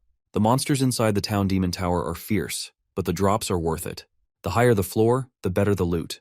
Zhang Yi wonders just how good the Ion Tower must be. Meanwhile, at the highest floor of the Ion Tower, the man watches Zhang Yi quietly saying, "The true game begins now." Zhang Yi notices a group of people in a hurry, arguing as they rush because the town's demon tower is closing in just a few hours. Everyone is panicking about being late. Zhang Yi steps in and explains to his friends that the demon tower only opens every 7 days. He suggests they take advantage of the opportunity and grab some rewards from the lower floors before it shuts, since they don't have any other missions at the moment. Everyone agrees, and Zhang Yi casually places his hand on Han Yaru's brother's shoulder, suggesting they check out the tower together. Of course, this is just an excuse for him to copy his god-ranked talent, Undying Body, from him. But the demon tower is a solo dungeon, so they decide to temporarily split up and meet later. As usual, Duanfeng charges ahead, rushing in without hesitation since it's a training area. The group enters the tower and starts clearing floors one by one. After passing the 5th floor, Zhang Yi levels up to 40 and earns some rewards. At this pace, he figures clearing a few more floors won't be too difficult. Meanwhile, on the 7th floor, a voice from the darkness demands to know who dares to disturb his mealtime. The voice belongs to Shan, a level 55 demon warrior and former chief of the Po Xiao city invasion. After the invasion failed, he was sealed inside the demon tower. Zhang Yi realizes something's wrong.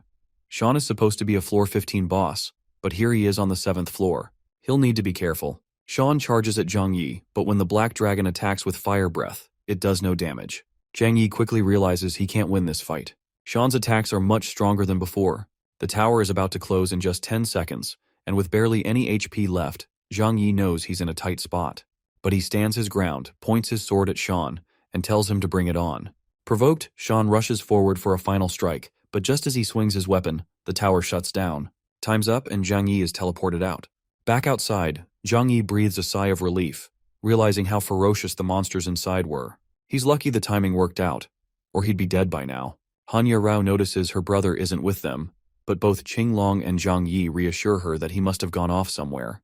Zhang Yi insists that her brother is strong enough to take care of himself, though Han Yarao is still visibly tense. Then the system announces a new special mission, a guild war in the Source City. All major guilds are invited to sign up, and the first guild battle will take place in Energy City. Han Yarao is curious about the teleportation device listed as a reward, and Zhang Yi explains that it's one of the best items in the game. Though it isn't much help in combat, if placed in the right spot, a person could charge teleportation fees every day and make a fortune. Zhang Yi realizes it could help him track down Mu Chen faster. He tells everyone to rest for now because in 4 hours, they'll need to get ready for the guild war. Then he asks Qinglong and Xiao Yu if they want to join his guild, since it's short on members. Both of them agree. Meanwhile, on the 8th floor of the demon tower, Han Yaru's brother is still stuck there, even after the tower has closed. Realizing something must have gone wrong, he notices a figure standing in the shadows. He demands the figure step forward, and a man with a weapon emerges, lunging at him with a warning. "You shouldn't have come here." The guy mumbles that all trespassers must die. The big brother asks the man if he's an NPC, a guardian or a player, but the man says neither. He runs to attack, tries slashing his throat as he soars skyward, but the moment the big brother activates the skill Immortality, he suddenly stops when he recognizes the god-ranked talent. The man gives him an option, revealing he is not in a good mood today. So if the big brother promises to keep a secret about today's matter, he will spare him.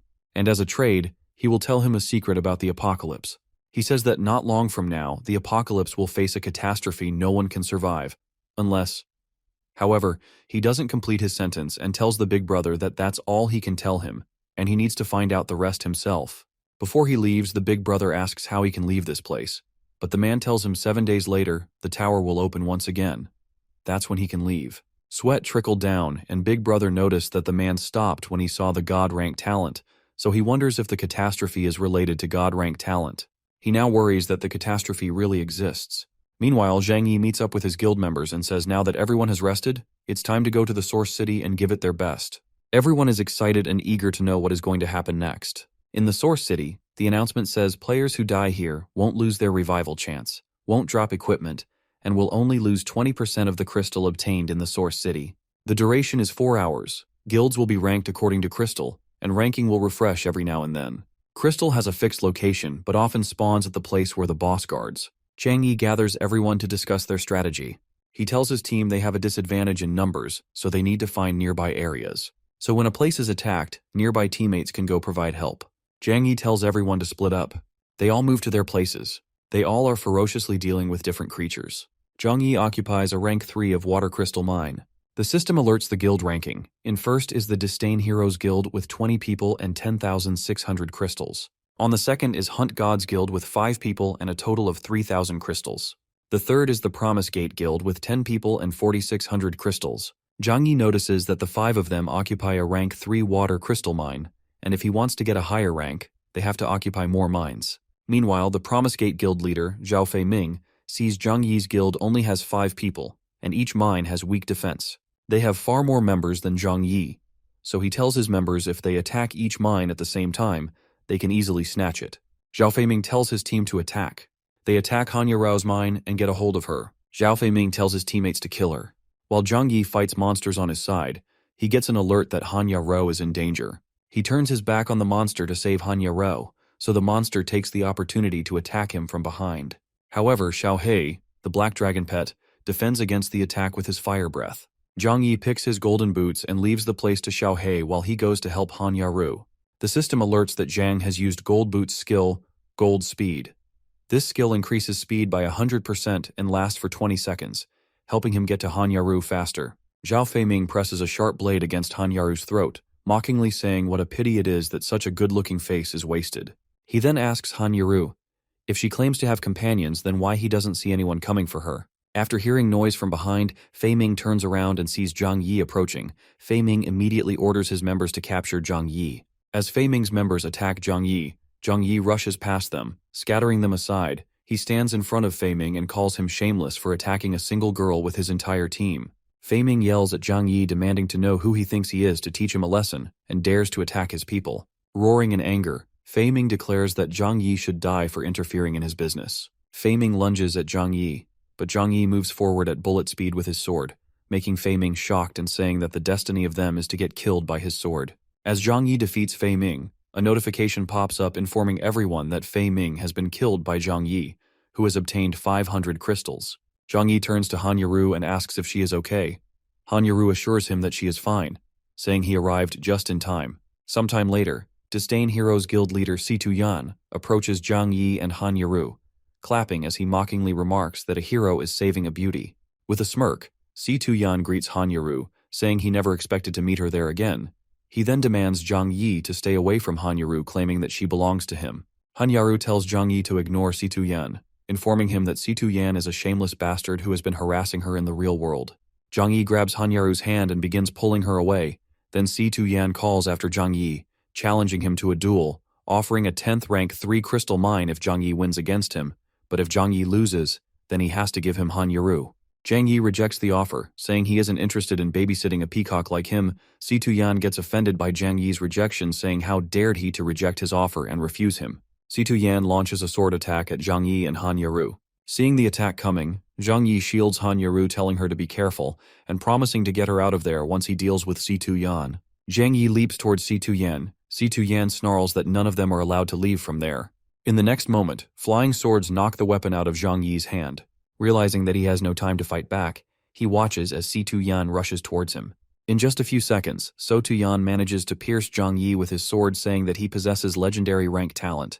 Han Yaru screams Zhang Yi's name, but suddenly, violet blue energy begins to radiate around Zhang Yi. Zhang Yi reveals that he possesses a god rank skill. On the street of the city, the battle between Zhang Yi and Situ Yan takes place. Situ Yan strikes Zhang Yi with the blue illuminating energy of his sword.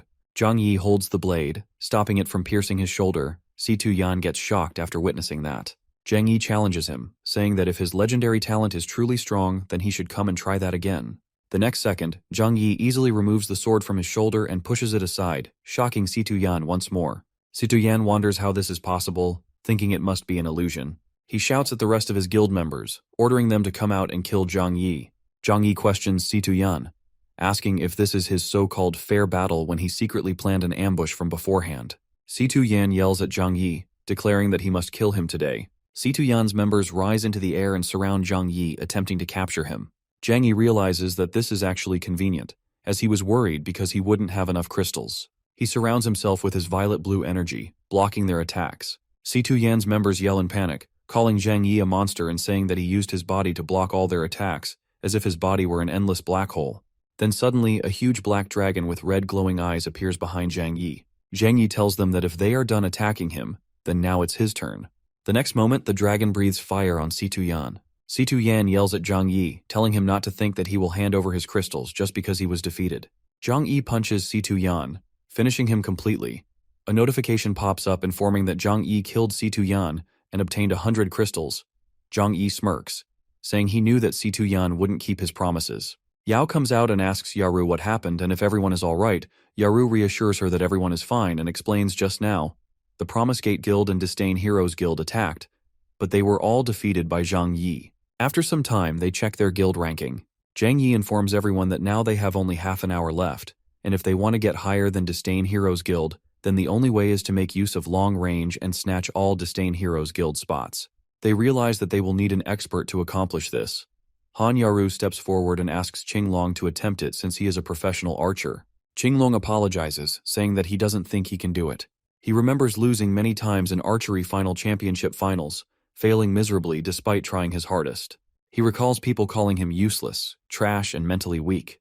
Deep down, Qinglong accepts that maybe he is truly not suitable to shoot arrows. Zhang Yi places his hand on Qinglong's shoulder, telling him that he is the best archer he has ever seen before, and that he has the best accuracy. Zhang Yi reminds him of how he saved everyone at Dragon Crown Grave. Under such a situation, he was still able to accurately shoot the dragon's crown eyes. Compared to that, it will be a piece of cake for him to shoot those Disdain Heroes Guild's members. Qinglong agrees, saying that he will try his best.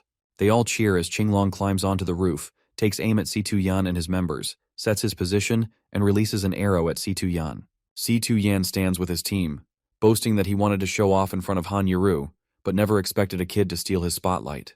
One of his members reassures him, saying that once they secure first place, Han Yaru will know who's stronger. Another member chimes in, agreeing that the competition is almost over and their opponents can't catch up to their crystal count. Suddenly, an arrow fired by Qinglong pierces Situ Yan's shoulder, making him groan in pain. Enraged, Situ Yan demands to know who shot him, his eyes widening when he sees Qinglong. Qinglong smirks, promising to end them in one fell swoop. Qinglong jumps off the building, and they all charge forward to attack the Disdain Heroes Guild. The system updates, showing the number of people and crystals. Zhang Wei effortlessly defeats a guild member with a single swing of his sword, gaining 200 crystals, while Qinglong climbs onto another rooftop, lining up his shot. The countdown for the guild war begins, with 50 seconds remaining. 35 seconds later, Qinglong releases his arrow. With just 12 seconds left, arrows rain down on a group near a cluster of crystals, taking them out. Finally, time runs out, and a voice from the airship announces that everyone should congratulate Hunt God Guild for becoming Source City's champion. The system updates again, displaying the final count of people and crystals. Zhang Yi praises Qinglong, calling him amazing and confirming that he knew Qinglong was the strongest archer. The other members echo his praise. Meanwhile, the members of Disdain Heroes Guild ask Situ Yan why they're not going after the Hunt God Guild. Situ Yan snaps at them, saying he's already lost enough face in front of Han Yaru. Just then, a large case falls from the sky toward the Hunt God Guild. The host announces that it's the champion reward they earned in the Source City Guild War and tells them to check it. As they open the case, they find a variety of useful devices. Zhang Yi picks up a teleportation device, thinking it will make traveling much easier and more convenient. Situ Yan walks up to Zhang Yi, telling him to be cautious during the alien race event. He warns that God's guilds have already taken notice of him, and his life won't be easy. With that, Situ Yan turns and leaves. Han Yaru, curious, asks Zhang Yi what Situ Yan meant by the alien race and God's guilds. Zhang Yi admits he's not sure, but thinks it might be related to the black-cloaked figures that appeared at the Dragon Crown Grave. As evening falls, Zhang Yi walks through a carved passage toward the guild members, unaware that he's being watched by a purple-haired girl behind a wall. While walking, the purple-haired girl deliberately bumps into Han Yaru, rudely apologizing and telling her to move aside. In the process, she steals a ring from Han Yaru's inventory using her assassin profession skill, which allows her to steal items. Qinglong yells at the purple-haired girl to watch where she's going, as she bumped into Han Yaru. Han Yaru looks at the purple-haired girl suspiciously, realizing her ring is missing. She tells Zhang Yi that there's a thief, as the ring her brother gave her is gone. The purple-haired girl immediately begins running, and Zhang Yi orders Qinglong to chase after her. However, the girl climbs onto a nearby rooftop, smiling at them before disappearing. Qinglong approaches Zhang Yi, asking if he was able to capture the thief. Zhang Yi replies that he couldn't, as she used a teleporter to escape to Moonlight City. Qinglong asks about Moonlight City, wondering if it belongs to another race. Zhang Yi confirms it, adding that the God Guild C2 Yan mentioned might be tied to the alien race, and they need to investigate Moonlight City. Zhang Yi also recalls that upgrading the dragon race's talent requires prestige from all 3 camps, and only 9 of them can use the alien race's prestige. He realizes they could also find out more about Mu Chen in the new city. Zhang Yi turns to Qinglong and Han Yaru, saying they'll stay behind with the others in case Han Yaru's brother shows up and can't find them. Han Yaru agrees, asking him to be careful, and Qinglong reassures Zhang Yi that he'll protect Han Yaru. Zhang Yi adjusts the teleportation device, configuring it so he can return any time if something goes wrong. He steps inside the device and orders the man to teleport him to the alien race's Moonlight City. The man in the uniform nods, agreeing to the request. In Moonlight City, Zhang Yi receives a notification that he's been teleported there, but at the cost of -100 gold coins. He mutters internally, complaining that the teleportation fee is way too high, and just like that, 100 gold coins are gone. As he walks through the city, he suddenly hears someone scream for help. He wonders who could be screaming at such a late hour, but quickly realizes that Moonlight City isn't exactly the safest place. Following the sound, he spots 3 men bullying a girl who's sitting on the floor, leaning against the wall, looking helpless. The girl begs them to stay away, but they laugh, taunting her to keep running if she's so good at it. One of the men raises his sword to strike, but Zhang Yi leaps forward and positions himself between the girl and the men. The man roars at Zhang Yi, asking who he is and if he knows the consequences of provoking them. Without hesitation, Zhang Yi strikes the man with his sword, replying that he knows they shouldn't be bullying a little girl. The blow forces the man to stumble, and he quickly orders the other 2 to run, admitting that Zhang Yi is stronger than them. As the men flee, Zhang Yi turns around, looks down at the girl, and asks why they were chasing her. The girl nervously admits that she only stole a boss from them, and they've been after her ever since. Zhang Yi asks her who they are and why they're so arrogant. The girl replies that they're from the Gods Guild, and everyone in Moonlight City is afraid of them. Zhang Yi pieces it together. Those men are from the Gods Guild, and their outfits resemble the ones worn by the mysterious figures he saw at the Dragon's Crown grave. After this exchange, Zhang Yi decides to leave, telling the girl that she should hurry home since it's dangerous for someone like her to be out this late. But the girl stops him, asking him not to leave. Zhang Yi turns around and asks why she's following him. The girl hesitantly admits that she's afraid those men will come after her again. Zhang Yi, with a slight gesture, tells her to follow him. She agrees, promising she won't be a burden to him since she knows the city well and can help him if needed. Zhang Yi leads her to a hotel and rents 2 rooms. He sees her safely to her room, then goes to his own room and lies down, finally relaxing after a long day. That night, as he sleeps soundly, the little girl enters his room, holding a knife in her hand. She walks toward him, thinking that this is her chance to claim 10,000 gold coins. She strikes at Zhang Yi, but he effortlessly dodges the knife, still half asleep. The girl scoffs to herself, wondering how he'll dodge the next strike. However, Zhang Yi wakes up suddenly and smacks her across the face, mistaking her for Mu Chen and accusing her of betraying him. The girl winces in pain, holding her face. Zhang Yi quickly realizes she's not Mu Chen but the girl he brought with him earlier. Confused, he asks why she's in his room. She responds innocently, claiming she had a nightmare about the men chasing her and was scared. Zhang Yi sighs, pulling her onto the bed beside him. He reassures her not to worry and promises to keep watch while she gets some rest. As the girl lies beside him, Zhang Yi watches her closely, realizing she might be slowly luring him in. He wonders what tricks she has up her sleeve. The next morning, Zhang Yi and the little girl stand outside Moonlight Church in the city. Zhang Yi asks her if she's sure the Gods Guild members are inside. The girl confirms, explaining that she secretly followed them but lost track of them after they entered the church. Just then, Mu Chen appears behind them, glancing at the little girl with interest, thinking she's attractive. He extends his hand toward her, attempting to grab her arm, but Zhang Yi turns around, grabs Mu Chen's wrist, and recognizes him. Mu Chen, surprised, yells at Zhang Yi, demanding to know who he is and how he knows his name. Zhang Yi, closing his eyes to focus, calmly grabs a lunch from his bag and throws it at Mu Chen's face, replying coldly that he's not worthy of knowing his name. Mu Chen falls to the ground, crushing one of the tents. The citizens of Moonlight City watch in shock. One comments that Mu Chen, who's always the one beating people up, never thought he'd be the one getting beaten instead. Another calls it karma, saying things just got interesting. Mu Chen grits his teeth and asks Zhang Yi who he is and whether he has a death wish. The little girl interrupts, telling Zhang Yi that Mu Chen is one of the ringleaders in the area and warns him not to provoke him. Zhang Yi replies that Mu Chen is exactly the person he wants to take down. He stares at Mu Chen, thinking about how he expected someone like him, someone who betrayed him in the past and now bullies others, to be the one to face him.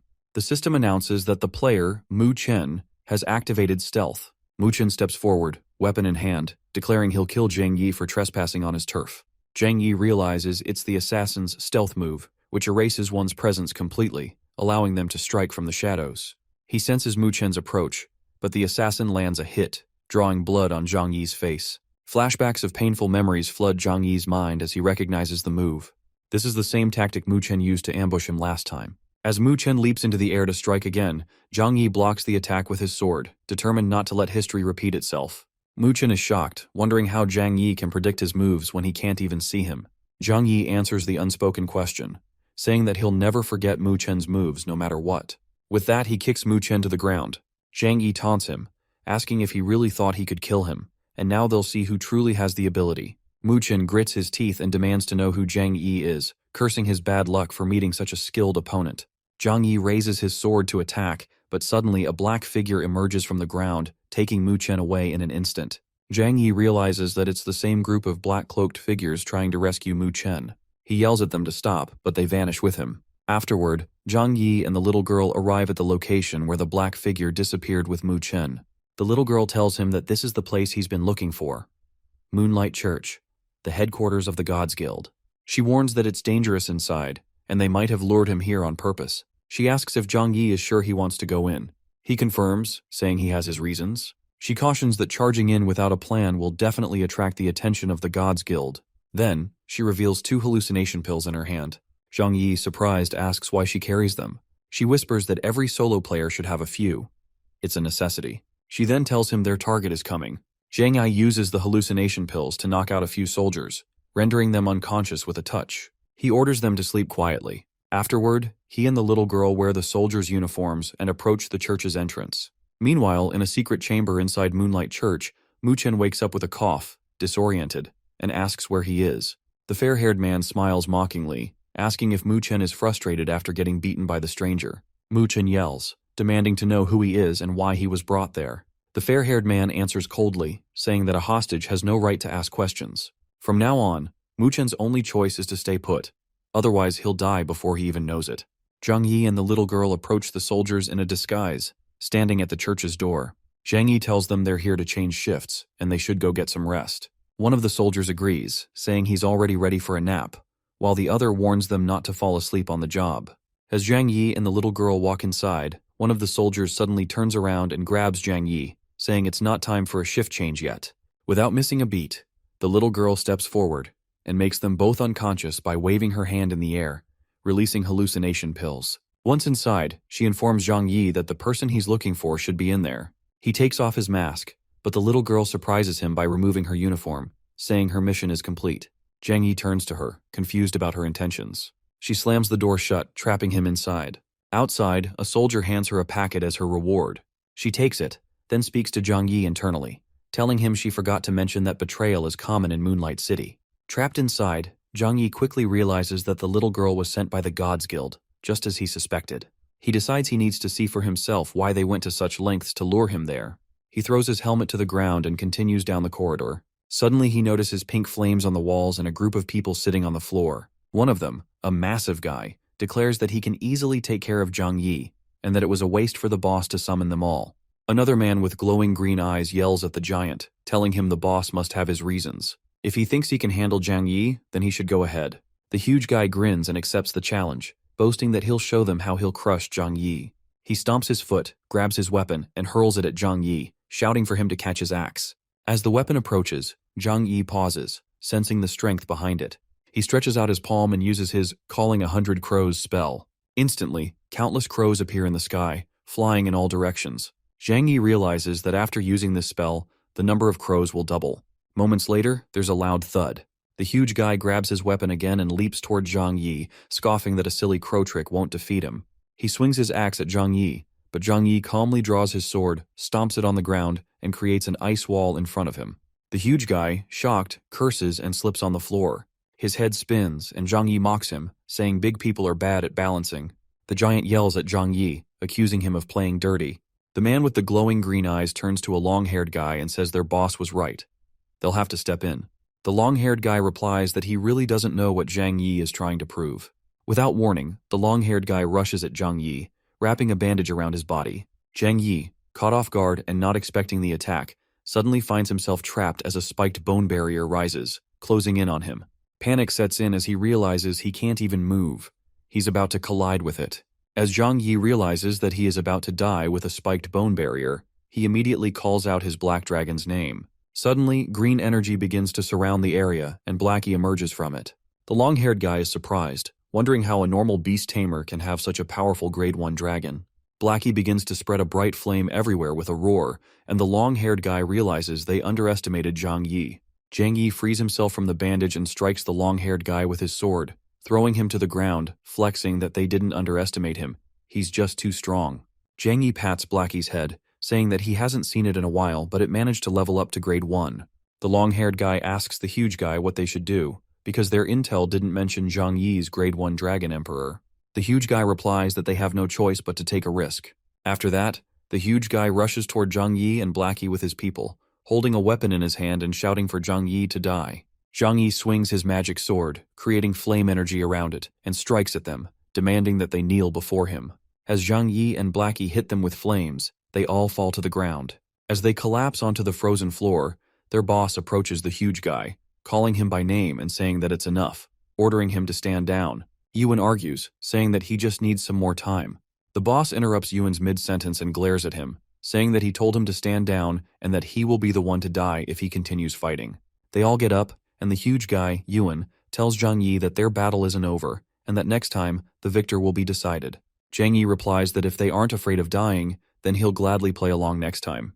The boss approaches Zhang Yi, saying that they finally meet at last. He asks if it's not Zhang Yi's first time in the apocalypse. Zhang Yi wonders who he is and how he knows about him. Zhang Yi replies to the boss that he has no idea what he is talking about. The boss tells Zhang Yi that he doesn't have to act in front of him, and that he has known about this ever since Zhang Yi entered the hidden dragon crown's grave to take the magical beast egg. Zhang Yi says he doesn't want to waste his breath on him, and demands to know where Mu Chen is and to bring him here. The boss asks why Zhang Yi is in such a hurry, and informs him that he brought him here because he wants to work with him. And if Zhang Yi agrees, then only they will uncover the secret of regression. He offers that he will give him the best equipment and unlimited wealth in the apocalypse. The boss then warns Zhang Yi, summoning his huge, terrifying monsters behind him, saying that if he refuses, he won't be able to walk out from there alive. Zhang Yi rejects the offer, thinking that the promise of equipment and riches come from oppressing the poor. As Zhang Yi refuses, the boss's two monsters rush toward him with a roar. Zhang Yi realizes that he just used immortality, and now it's on cooldown. Not knowing his full strength yet, he hastily attacks, but the situation is disadvantageous for him. He grips the teleportation device in his hand, feeling grateful that he had luckily set the coordinates back in the City of Dawn. Zhang Yi teleports and vanishes, dissolving into pixels. The boss sighs, thinking that he will let him go this time, but next time he won't be so lucky. He turns around and looks down at Mu Chen, who is sitting on the floor. The boss says to Mu Chen that Zhang Yi must want to take his life, because there must be some bad blood between the two of them. The boss turns back, asking Mu Chen if he really thinks Zhang Yi will let him go. Mu Chen yells in panic, saying that Zhang Yi is going to kill him. The boss kneels in front of Mu Chen, telling him that he just has to kill Zhang Yi before Zhang Yi kills him. He stands looking down at Mu Chen, reassuring him not to worry and that he'll help him in killing Zhang Yi. The boss thinks that everyone must obey him in the apocalypse, but since Zhang Yi rejected him, all that awaits Zhang Yi is death. Zhang Yi teleports to another location, his mind racing. He narrowly escaped the dragon's breath. If he'd been even a second too late, he would have been toast. The boss's Grade 2 dragon emperors seem like a real pain to deal with, and Zhang Yi can't help but wonder who this boss is and how he knows he's a regressor. He starts to suspect that the boss might be the same as him. Just then, the system fairy pops up, telling Zhang Yi that his fatigue is at its limit and urging him to rest at a nearby rest point. Zhang Yi realizes he's drained from his trip to Moonlight City. He needs to rest at the inn or Han Yaru will start worrying if he doesn't return soon. Entering the inn, the receptionist informs him that he's selected the express recovery service, which costs 20 gold coins. Zhang Yi overhears some people talking about him. One person is shocked that he's spending money to recover his fatigue bar.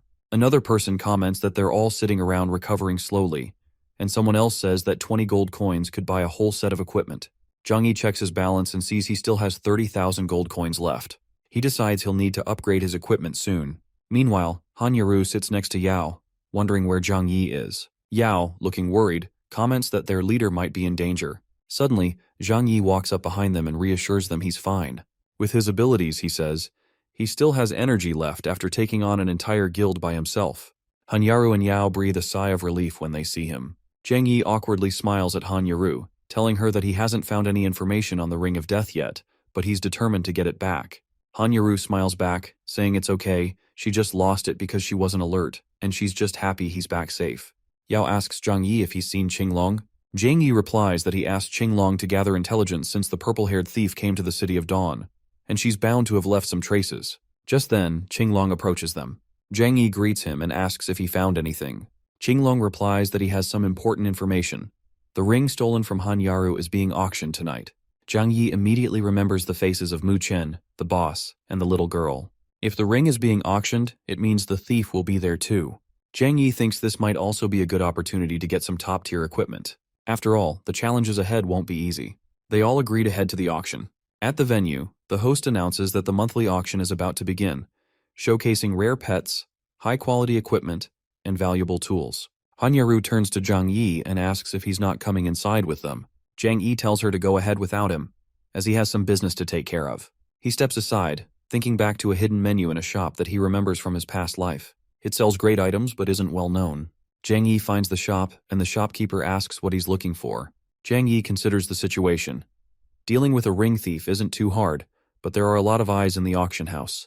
If he makes any big moves, he might attract unwanted attention. He decides to prepare some items in advance. He asks the shopkeeper for some pancakes and fruits, paying full price. The shopkeeper grants him access to the hidden menu and asks what he wants to buy now. The system congratulates Zhang Yi for unlocking the hidden menu and shows that he has 1,000 gold coins. He picks up a green potion. Zhang Wei remembers that only 5% of the Apocalypse players unlocked the hidden menu, and while these potions are expensive, they're far more powerful than ordinary ones. Zhang Yi decides to buy them all. The shopkeeper praises his choice, saying he's the first customer to discover this special stock. Zhang Yi checks his inventory and feels a pang of regret. He's just spent 4,000 gold coins in an instant. Still, he hopes the mission will succeed this time. Zhang Wei enters the auction house and wonders why it's so quiet. Did he get the wrong venue? The host announces that the starting bid for a sheepskin scroll is 100 gold coins and asks if anyone wants to buy it. The audience groans, impatient for something valuable. Zhang Yi approaches Hanyaru and asks if the Ring of Death is being auctioned. Hanyaru tells him it hasn't come up yet, as they're currently auctioning the sheepskin scroll of unknown origin. The host, looking disappointed, announces that since no one wants the sheepskin scroll, she'll withdraw it. Zhang Yi recalls that the sheepskin scroll contains the dragon race's hidden mission. In his past life, big clans and guilds went crazy trying to get their hands on it. He raises his hand and bids 100 gold coins. The audience laughs at him, calling him a clueless rich guy for spending that much on something they consider worthless. Someone comments that even if it were free, they wouldn't take it. The host hands the scroll to Zhang Yi. He knows that for the others, the sheepskin scroll is no different than toilet paper.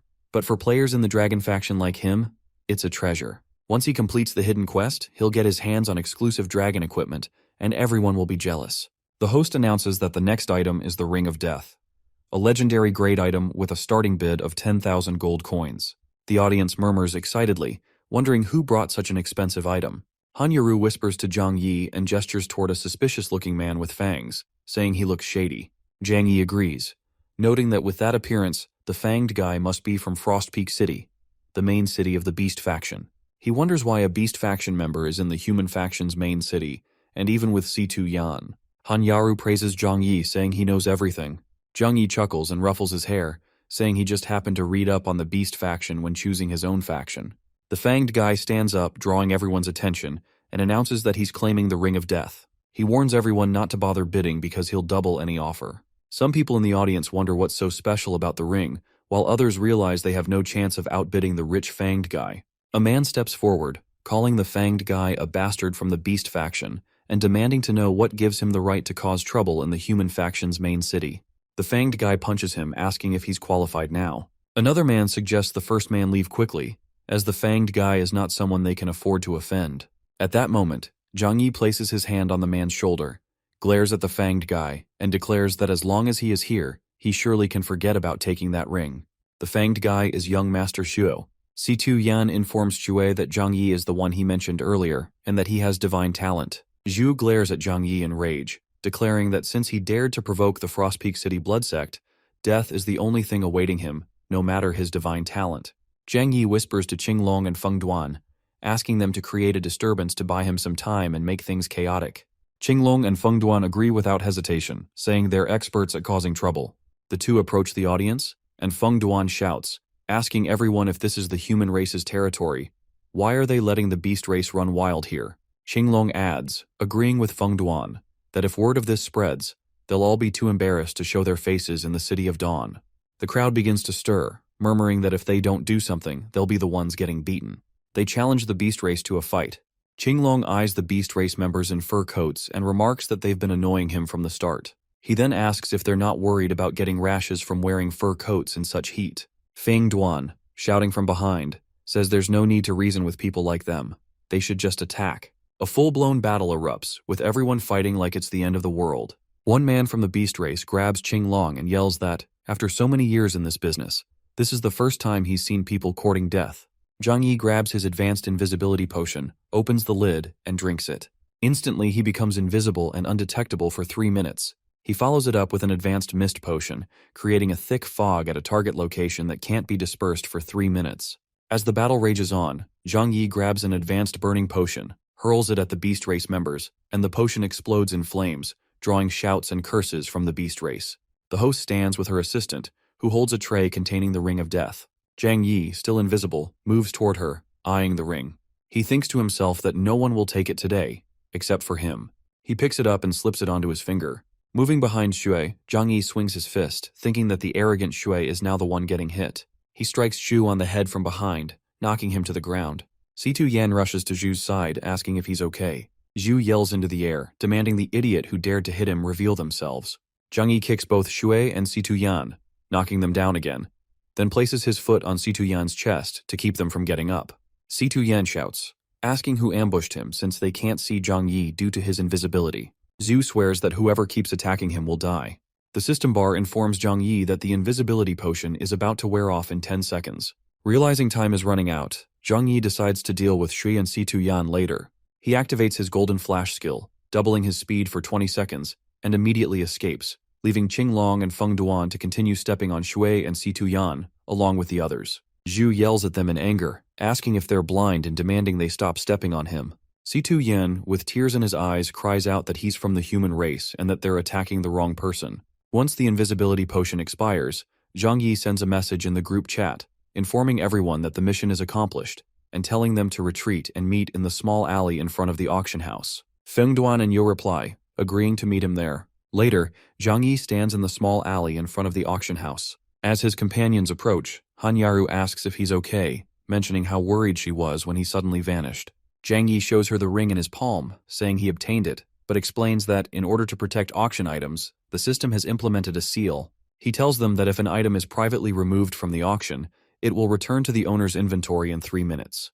They wonder if their efforts were wasted, but Zhang Yi reassures them, saying he'll use the seal to track the thief and follow the item to the consignor's location. He sets the teleportation point to Beacon, and the system announces that the teleportation point has been set. Hanyaru exclaims in excitement, impressed by Zhang Yi's cleverness, while Yao compliments him, saying she knew she didn't follow the wrong person. Zhang Yi turns to Hanyaru, assuring her he'll bring her back, as the 3 minutes are nearly up. Zhang Yi gets teleported to Beacon, thinking to himself that today he'll unmask the thief for sure. Meanwhile, the ring suddenly appears on Diewu's hand. The system informs her that the Ring of Death has returned due to an incident at the auction house. She wonders why the ring returned and whether Zhang Yi's group is catching up to her. Just then, the ring glows, and Zhang Yi immediately appears in front of her as the teleportation completes. He glares at her, stating that he knew it was her, accusing her not only of stealing Hanyaru's ring, but also of luring him into the Gods Guild's trap. He demands to know her plan. Diewu smirks, admitting she never thought he'd escape the Gods Guild but acknowledges he's somewhat capable. Without warning, she turns and begins to run. Zhang Yi chases after her, demanding she stop and hand over the ring. He declares that she will explain herself today. Diewu mocks him, saying he can only catch her in his dreams. Zhang Yi grabs her hoodie, but she slips out of it. He growls, saying he won't let her escape so easily this time. They share a moment of silence before, suddenly, a huge axe flies toward them, crashing through the stones. It's Shui, who shouts at Diewu, asking why she stopped when she's so good at running. Shu's eyes widen as he smirks upon seeing Zhang Yi with Diewu. He suddenly realizes that the Beast faction possesses a prey tracking skill, allowing them to track a target's scent over 1,000 miles. Shu laughs menacingly, saying he didn't waste his time chasing her, but now he's glad to find them working together. He declares that he'll deal with both of them at the same time. Hearing this, Zhang Yi and Diewu start running. Zhang Yi asks her how many people she's offended and why both the aliens and the beast factions have grudges against her. She replies that it's all a misunderstanding. Then, clinging to his waist, she calls him brother, with tears in her eyes, and begs him not to leave her behind. Annoyed, Zhang Yi asks when he became her brother. He reminds her she didn't see him as a brother when she ambushed him. Zhu charges toward them with his axe, yelling that they dare to flirt in front of him, and declares that they can die together. Zhu makes a sharp jerk with his axe, causing the surroundings to light up with a bright orange glow. A massive giant beast appears behind him. Zhang Wei recalls that the girl had just called him brother earlier, but she vanished the moment danger appeared. Zhu attacks Zhang Yi, yelling that he will show him what happens when someone dares to challenge him. The system announces that player Zhang Yi has been hit by beast skin charge, detecting his 800 HP. Zhang Yi falls to the ground, clutching his stomach in pain. He realizes that Shu's attack is extremely high, while the beast tamer's starting defense is too low, causing him to lose a significant amount of health in just one hit. Zhang Yi leaps onto the edge of the rooftop and glares down at Shui, who still stands with an axe in his hand. Shui yells at Zhang Yi to hand over the girl, kneel, and apologize, so he will consider sparing his life. He accuses them, claiming that he saw Zhang Yi and the girl passionately embracing each other. Zhang Yi looks at Shui in shock and confusion, demanding to know when he supposedly saw them acting intimately. He warns Zhu to stop speaking nonsense or else he'll sue him. Shu argues back, yelling that he clearly saw what the two of them were doing just moments ago. He recalls the scene in front of Zhang Yi, where Zhang Yi and the girl were sitting on the edge of the rooftop, Zhang Yi touching the girl's chin. Yi recognizes the familiar scent from the girl and wonders if she is the one who escaped. He curses under his breath, thinking they were acting all intimate in such a place like that. After his accusations, Zhu scoffs, saying that if he hadn't shown up, who knows what Zhang Yi and the girl would have been doing next. Zhang Yi sneers at Shui, sarcastically saying, "Hats off to you because your trolling is next level." Zhang Yi changes his attribute and strikes Shui with his sword, asking if he is a hopeless romantic in disguise. The system announces that player Wuhan Zhui has suffered burn damage, detecting 300 HP. Zhu smirks at Zhang Yi, declaring that it's just a flesh wound and that he can take this as a gift from him. Zhu then throws blue energy at Zhang Yi, stating that he will show him the disparity between their power. As Zhu approaches, his eyes suddenly light up with glowing energy. Out of nowhere, burning yellow energy begins to surround Zhang Yi. He wonders what's happening, because he is using the same skill, yet the damage keeps increasing. Zhu laughs, saying that he forgot to mention that the lower his HP, the higher his damage output. Zhang Yi immediately drinks an advanced HP potion. The system reports that Zhang Yi has regained several hundred points. Zhu glares at Zhang Yi in rage and attempts to strike him but misses. Zhang Yi straightens up and crosses his arms, taunting Shui, asking why he stopped attacking him. Then Zhang Yi smirks, saying that since he's more generous than Shui, he will take 1,000 damage on himself. Zhu grips his axe tightly, shouting that it's impossible and he almost just died. The girl observes the situation and warns Zhang Yi that no matter how many potions he has, they'll be useless if Shui uses that move again. Zhu glares at Zhang Yi, saying that having an advanced HP potion won't save him and that the real battle has only just begun. He activates his bloodthirsty frenzy power, and bright pink rays begin to surround him, making him look even more terrifying while gaining several hundred HP. Zhang Yi is shocked and asks why Zhu's HP is increasing. Zhang Yi steps back from him and grabs a green potion, realizing that he never expected Zhu to have an epic talent that allows him to recover HP through dealing damage. Zhu slowly approaches Zhang Yi, gripping his glowing pink axe. He tells Zhang Yi that today, he will teach him the consequences of offending the blood sect. Zhang Yi stands on the edge of the rooftop, looking down at Shui and taunts him, saying that relying on potions to fight a battle of attrition is useless. He then challenges Shui, asking if he really thinks his bloodthirsty frenzy is unbeatable. Zhang Yi faces an opponent who can absorb his health, but he has a clever trick. Instead of avoiding damage, he purposely takes a hit and drinks a powerful poison potion. His enemy, thinking he's gaining the upper hand, absorbs the poisoned HP instead. Realizing too late, the opponent starts losing 200 HP every second for a full minute. Zhang Yi mocks him, offering even more poison. Trapped by his own ability, the enemy regrets falling for the trick, realizing Zhang Yi had planned it all along. Afterwards, Zhang Yi finds himself where his health is dangerously low, but he has a plan. He activates his immortality ability, which allows him to survive just long enough for the poison to finish off his opponent. His enemy, desperate to recover, realizes that his health is dropping faster than he can heal. Zhang Yi then offers to sell him an advanced HP potion. The enemy is furious after realizing he overpaid, but before he can react, the poison takes full effect, paralyzing him. Afterwards, Diewu attacks him, ready to end the fight. Player Diewu defeats player Wuhan Shui, but he comes back to life in Frost Peak City because he had one revival chance. Angry about losing, he promises to get revenge. Zhang Yi insists that he has no connection to the girl, but he knows no one will believe him. His poison begins to disappear just as she returns. He asks why she came back thinking she ran away, but she denies it, saying she stayed because their enemies came to kill her. Someone watching from behind comments on how lucky Zhang Yi is to have such a beautiful companion. Meanwhile, the enemies panic that their so-called strongest leader is dead. One of them, realizing he backed the wrong side, tries to escape, but Zhang Yi stops him, saying they still haven't settled their score yet. Zhang Yi demands to know why the Beast faction is in the City of Dawn. Yan Situ trembles and reveals that they were after Diewu to retrieve a special card. Moreover, Zhang Yi wonders what kind of card is so valuable that they would chase her this far. Afterwards, Diewu casually pulls out the card, saying she got it after assassinating someone in Frost Peak City, and to her, it's just a shiny object with no real use. But Zhang Yi immediately recognizes that it's a divine talent card. Moreover, he realizes that every player can only have one talent, which might explain why she hasn't been able to activate it. She doesn't seem to know its true value. Then it clicks for him that she got the card by killing someone, which means the rumors were true. Divine talent cards can be obtained by eliminating their owners. Zhang Yi learns that divine talents can be transferred to other players, but only by killing the previous owner. Moreover, Yan Situ begs for his life, insisting he has shared everything he knows. However, Zhang Yi refuses to let him go since he has seen the card.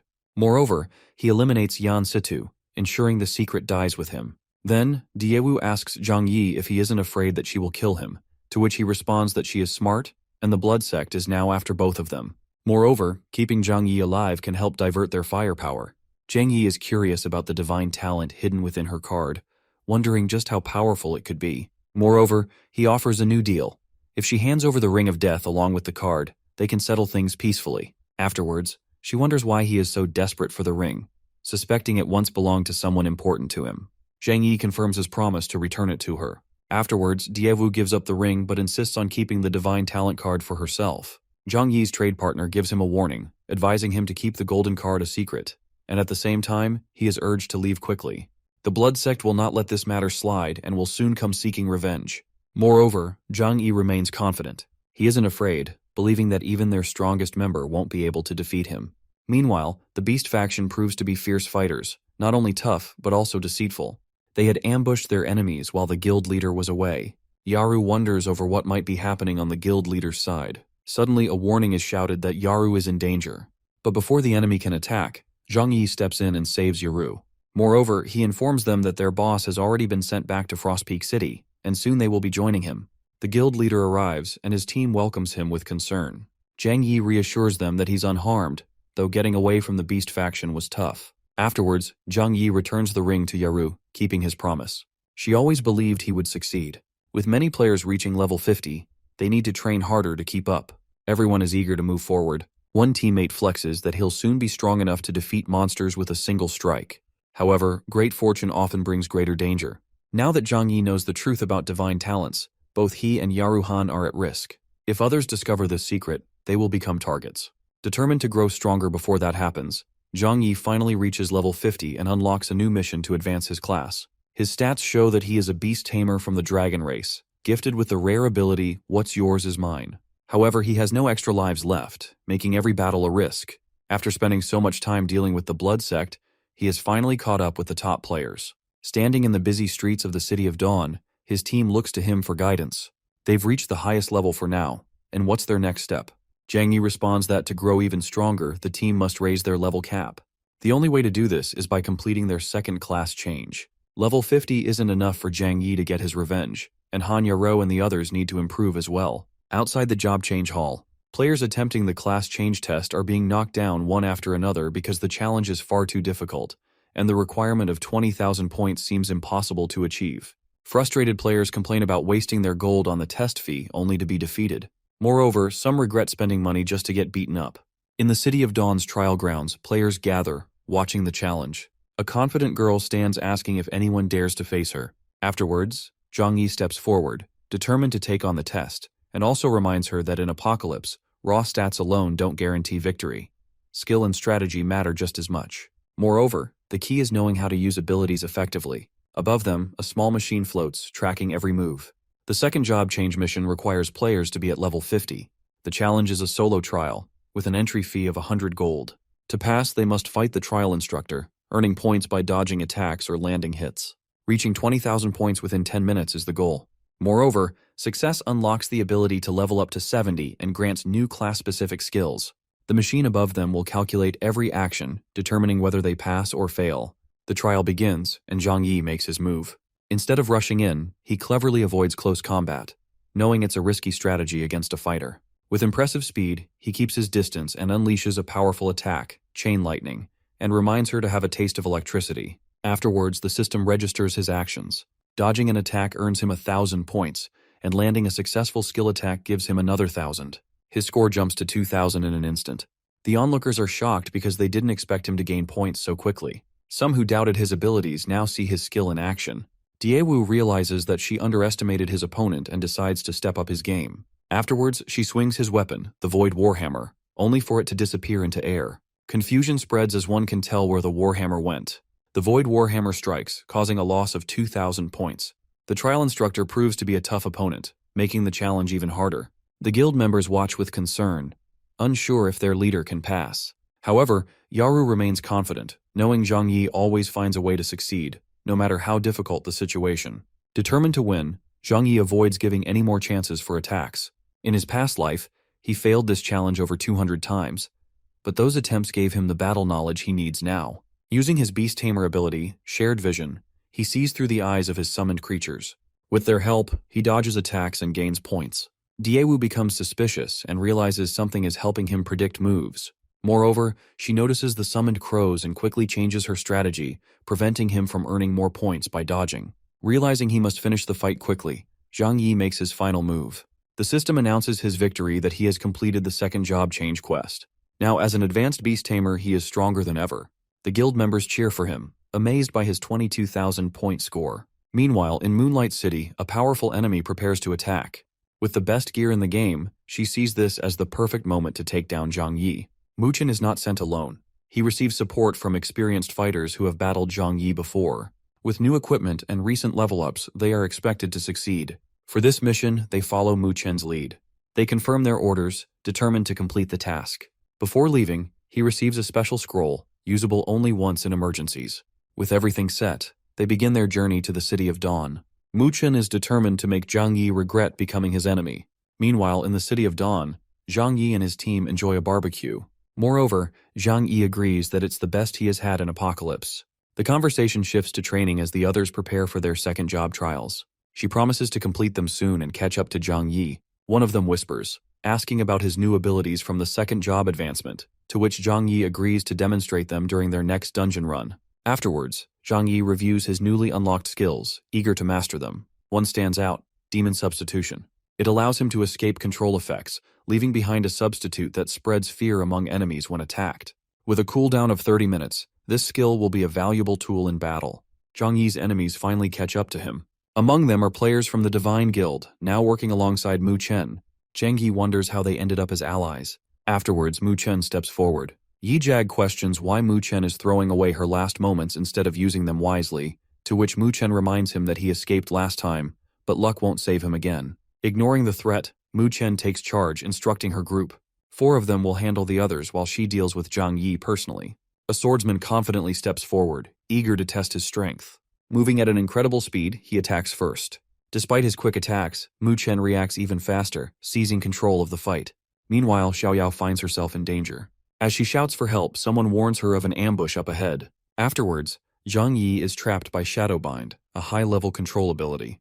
A dark shadow appears beneath him, stopping his movements for 10 seconds, leaving him completely helpless. Moreover, Zhang Yi's enemies surround him, reminding him that he is alone.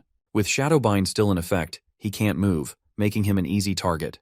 His opponent is eager to see if he can still fight back. In an instant, Demon Substitution activates, and Zhang Yi vanishes, leaving a decoy in his place. Mu Chen realizes too late that he has fallen into a trap. Before Mu Chen can react, Chain Lightning Strike activates. However, to Zhang Yi's surprise, Mu Chen remains unharmed despite the direct hit. Moreover, he is wearing the best armor in all of Apocalypse and believes no ordinary attack can harm him. He prepares to unleash his strongest ability and activates Heavenly Star Purgatory. Zhang Yi narrowly avoids an attack with Blackie's help and counterattacks using Wings of Chaos, sending sharp wind blades at Mu Chen. Moreover, Mu Chen is shocked to see that Zhang Yi now commands a Grade 2 Dragon Emperor, proving a great difference in their strength. Afterwards, Zhang Yi declares that Mu Chen will always be beneath him. Frustrated, Mu Chen realizes too late that Zhang Yi has completed his second job advancement. Desperate, he remembers the one-time use scroll that might give him a chance to fight back. Mu Chen, unwilling to accept defeat, activates a special ability, challenging Zhang Yi to show his true strength. Confident that Carol's information was accurate, he believes he can even take down Zhang Yi's Grade 2 Dragon Emperor. He threatens Zhang Yi, declaring that this will be his last day. Holding Xiaoyao, he dares Yaru to try and rescue her. In response, Yaru attacks him, to which he quickly calls on his skeleton ally for support. Afterwards, Yaru again attacks them with arrows, breaking down their spiked bone barrier. The opponents try to capture Xiaoyao, but Yaru rescues her just in time. On the other side, Feng Duan confidently claims he will finish the battle, but his opponent laughs and strikes first. However, Feng Duan skillfully uses his swords to take down one enemy, leaving 3 still standing. Just when they think they are winning, the enemies reveal their true plan. Their actual goal was Zhang Yi, and suddenly, something goes wrong. His team realizes too late that this was all a setup, and Zhang Yi is now in serious danger. A loud voice interrupts, demanding peace while trying to enjoy a meal. However, the fight continues. Zhang Yi is being chased, with his enemies determined not to let him escape. Afterwards, he commands Blackie to stay away from crowded areas, knowing the powerful attacks of a Grade 4 Dragon Emperor could cause massive destruction. Realizing that dodging won't help him find a weakness, he decides to strike back. With full confidence, he believes in Blackie and prepares for battle. Blackie is signaling the beginning of their counterattack. It's time to settle all past conflicts once and for all. Mu Chen is confused if they are overestimating their skills or underestimating him. He thinks that the Grade 4 Dragon Emperor's breath is going to annihilate them all, and even if they have immortality, their magical beast is not going to survive the dragon's breath. A notification pops up that player Zhang Yi has taken damage from a Grade 4 dragon, and the Emperor's breath is 50 HP. The Soul Link, a second-tier Beast Tamer exclusive skill upon activation, the damage taken by the magical beast is going to be transferred to the Beast Tamer for 60 seconds, and the cooldown time is 3 hours. As long as Shi Zhang's immortality doesn't run out, Blackie is going to be invincible. He commands Blackie to attack with its right wing, as according to him, a dragon's wing is the weakest spot on the body, and once it is damaged, the dragon is going to lose his mobility, which is the best way to limit his attacks. The notification shows that the Grade 4 dragon is damaged by Blackie's claw attack. Zhang Yi feels that the Grade 4 Dragon Emperor is weird, as he has lost 500 HP from his breath, but it lost 1500 HP from Blackie's claw attack, which means the damage from the Grade 9 Dragon Emperor is lower than usual, and it's taking more damage, which seems an illusion because only illusions deal so little damage while taking more damage from attacks, which made him think that it is not a real Grade 4 Dragon Emperor, but an illusion created through contract summoning. The contract summoning utilizes a contract with a high-level monster to summon its illusion for battle, and the stronger the summoned monster is, the higher the price is, and minor costs result in physical harm, while greater costs may result in one's spirit being consumed. Mu Chen is confused as to what is happening with him, and in that case the appearance of the minions from the Divine Guide and the scroll makes sense to them, and he thinks that Carol is using the idiot to deal with him. Zhang Yi questions Mu Chen that it seems like he doesn't know the backlash of using the scroll, but he didn't accept that as he knew he wouldn't lie to him. Mu Chen had gotten so much stronger by then. He didn't want it to end like that. Zhang Yi asks him to look at his frail body, which is the price to pay for using contract summoning, and makes him realize that he is a pawn from the very beginning. Mu Chen threatens him that if he is going to die, he is going to drag all of them with him, as he has sacrificed all his power to the Great Dragon Emperor, and that madman is prepared to fuse with the illusion of the Dragon Emperor, and he decides to turn the entire city into hell. Everyone starts panicking and shouts to each other to run as there is a madman who is killing everyone. Zhang Yi is shocked and says to Mu Chen that even though he is at death's door, he is still not repenting, and he blames himself as he could not see his true nature before. Mu Chen questions, what if Zhang Yi is a regressor, and asks him if he is going to kill him if he had another chance. But that time Mu Chen is the one who is going to kill him. Blackie grabs Zhang Yi as he thinks Mu Chen is completely mad and lost all his senses, and as long as Zhang Yi can destroy the scroll, he can sever the connection between the main body and the illusion, which is going to cause the illusion to vanish. He wants Blackie to cover him and attacks Mu Chen, but instead Blackie is harmed in saving Zhang Yi. Yarao questions Zhang Yi if he is alright and apologizes as they are late to reach there. Zhang Yi points out to her that Blackie has sustained critical injuries while saving him, and he is finding a way to heal him. Also, the person who orchestrated all that is going to pay for sure. Outside in the City of Dawn, in the tranquil forest, Zhang Yi runs fast as Yaru closely follows behind. She wonders what he is doing so early in the forest. Zhang Yi keeps running toward his goal, thinking about Blackie being injured and the extremely rare resurrection potion in the apocalypse that can heal any wound, no matter how serious. He mutters to himself that Blackie is already in a weakened state, meaning he has taken critical damage and is on the brink of death. Normal healing potions are practically useless, and if he wants to save Blackie, he has to get that potion. Zhang Yi thinks about how he cannot summon Blackie in his weakened state. He abruptly comes to a stop, realizing that the resurrection potion can only be obtained by completing the potion production task with the apothecary, Leifia. He calls out, saying that they finally meet again. Leifia is crouching down, playing with a plant between her fingers. Just then, he remembers the last time he collected everything she needed and asked for the resurrection potion before collapsing on her. He recalls how Leifia made the potion and fed it to him. Leifia turns around, sensing his presence, and asks if he is looking for her. He urgently asks Leifia to give him the mission for creating the resurrection potion. Leifia, confused, asks how he knows she is researching the resurrection potion. He quickly replies that it's not important and asks for her diary so he can save Blackie. Leifia shows him the diary and asks if this is what he is looking for. She continues to explain, but he cuts her off, completing her sentence, saying he knows the diary contains hints on where to find the 3 rare materials, and that she can create the resurrection potion if he brings them to her. He takes the diary from her and tells her that he already knows the dialogue. Leifia asks how he knew what she was going to say, but Zhang Yi simply turns around and thanks her. A notification appears, showing that his mission has started, and the instructions tell him what to do. He thinks about how the first part of the mission is to get the essence of life from the demon ceiling tower. It looks like he has to make another trip there. Leifia warns him that these 3 items are hard to obtain, and that if he goes alone, it might take at least half a month to return. Zhang Yi, with a determined face, tells her that he will be back with the items soon. Behind one of the trees, Yaru watches the scene unfold. She wonders if Zhang Yi is doing all this to save Blackie and questions how he knows about this method. Suddenly, with a gloomy expression, she thinks about how Zhang Yi is always moving ahead and how she also wants to help him. With determination, she promises herself that she will find the other 2 items and starts following him.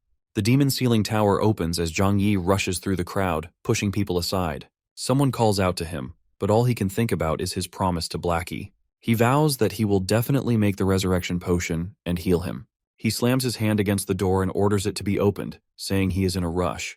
The door opens with a bang as the demon warrior yells, demanding to know which fool dares to disturb him during his slumber. Zhang Yi trips him, sending the warrior crashing to the ground. In a hurry, he demands to know where the transfer gate to the next level is. The demon warrior, now furious, gets to his feet and charges toward Zhang Yi as he suddenly recognizes him. Zhang Yi thinks this is a perfect opportunity to use his new skill. As the warrior attempts to strike him, his weapon passes through Zhang Yi.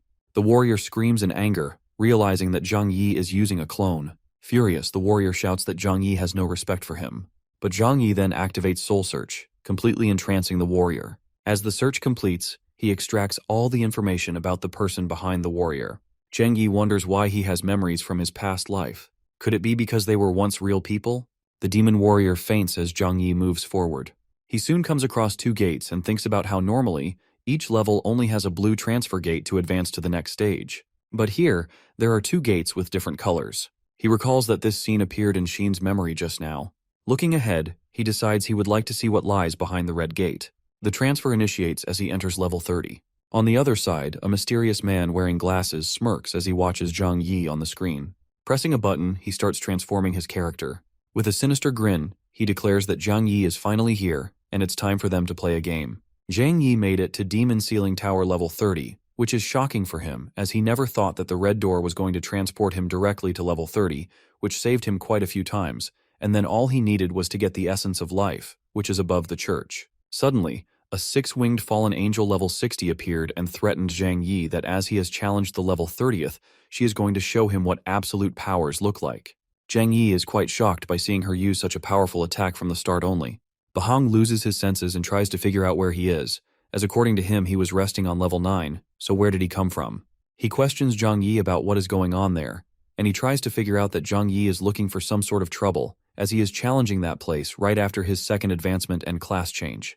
Zhang Yi wants to know why the boss is a 6-winged fallen angel, as he feels he is not strong enough, and tries to figure out what he should do and why there are so many human remains there. According to Zhang Yi, the six-winged fallen angel seems ruthless to him. Notification pops that unknown human remains of humans who are killed by the six-winged fallen angel. Somehow, Zhang Yi comes up with a solution after looking at the skulls and bones and tells them that it's time for them to take revenge. A divine talent undead summoner starts. Zhang Yi commands his warriors to arise and surround it. The fallen angel tries to shake the undead corpses that Zhang Yi throws at her as the undead keep trying to shove her down. She looks around and finds out that Zhang Yi is running towards the tower. She finally realizes as she voices out her thoughts, acknowledging that it was his plan to use the undead to block her so he could steal the essence of life.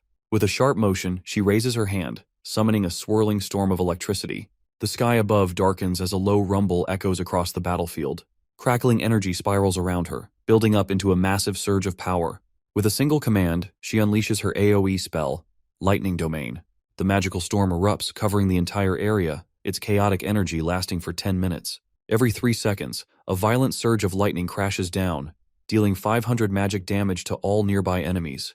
With a blasting thunder, in an instant, the entire undead horde bursts into ashes, their bodies vaporized by the sheer force of the spell.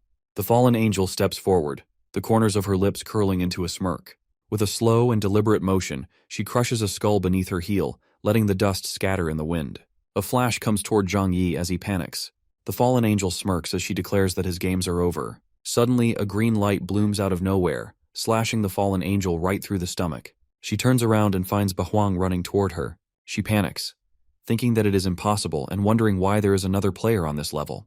On the other side, the man in glasses narrows his eyes, his fingers tightening around the edge of his desk. He watches the chaotic battle unfolding on the screen, irritation flickering in his gaze.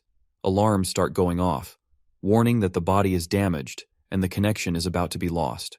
The man in glasses thinks about how the technology to control NPCs through data transfer is still unstable. He finally gives up, saying that they just got lucky today.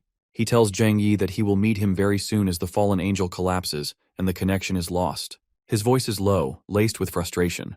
He leans back in his chair, his fingers tapping against the console. He watches as the connection weakens, the fallen angel's body flickering before collapsing to the ground. The system crashes, severing the link. Bahuang stands there, his grip tightening around his weapon.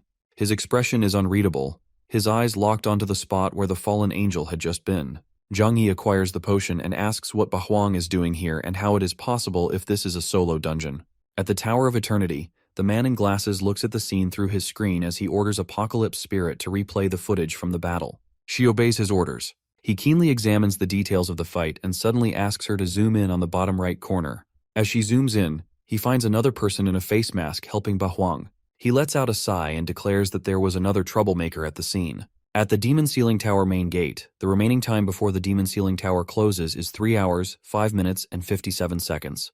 Qinglong is worried, thinking about the guild leader planning to come out right before the gate closes. The time left is 3 hours, 2 minutes, and 45 seconds. Bahuang thanked Zhang Yi for looking after Little Ru for the past few days, but he denied it as there is no need to thank him. He only did what he thought he was supposed to do, and Yaru is going to be happy seeing him. Yaru is excited and happy seeing his young master back. Qinglong claims that Little Miss has vanished since morning, and she is also not replying to any of their messages.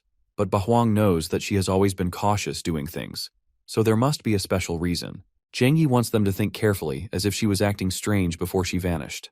Qinglong tells them that she was at the plaza last night, as she was standing in the middle of the plaza facing the statue as if praying for something, and as her eyes were closed, he didn't bother her. Zhang Yi thinks that Yaru must have been undergoing the praying mission, as once he told her that praying is one of the casual missions in the apocalypse where players have to go to the main plaza at 9 p.m. and pray for 3 hours straight.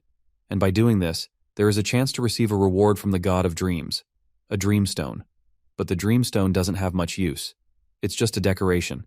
But if one waters it with the dream spring water, which is found in the dream spirit manor, one can get a dream flower. And according to all this, Zhang Yi figures out that Yaru must have gone to the Dream Spirit Manor. Bahuang wants them to hurry and go there. At the Frost Peak City Dream Spirit Manor, Qinglong tries sending a message to Yaru, but he is unable to do so. He panics as to what is going on. The Dream Spirit Manor is the domain of the dream god, Lament. He sets up protective formations in order to resist the invasion of enemies during the apocalypse, and many dangerous monsters roam free within the manor. The moment when the players step in the protective formation, they are going to lose the ability to message other players, which is why Yaru is unable to send and receive messages there. Zhang Yi commands them both not to split when they enter, as if they do so, it is going to trouble them, as they can't communicate with each other. On the other hand, Dunshi tells Yaru that they are depending on her when they fight the dream spirit later, as she is the highest leveled and best equipped maid in their group, which is not a problem for her. But all she wants is that if they drop the dream spring water, he has to keep the promise and give that to her. Liushu wants her not to worry, as they only want the dropped equipment, as they have no use for the dream spring water. Hanya Ro, along with Dunshi and Liushu, arrived at the dream spirit manor. Just then, 2 dream spirits emerged from behind the dark bushes to attack them. Dunshi alerted them as they all got into their positions. The spirits came running toward them. Dunshi activated Adamantine Fury as a huge red fury erupted and caught both spirits in one go. He yelled that he had stopped the spirits with his skill and ordered Yaru to do her part. Yaru raised her wand, gripping it tightly as the air around her started to shift. Cold energy gathered at her fingertips, sending shivers through the ground. Then the storm hit. A fierce blizzard erupted, sending razor-sharp ice shards flying at the spirits.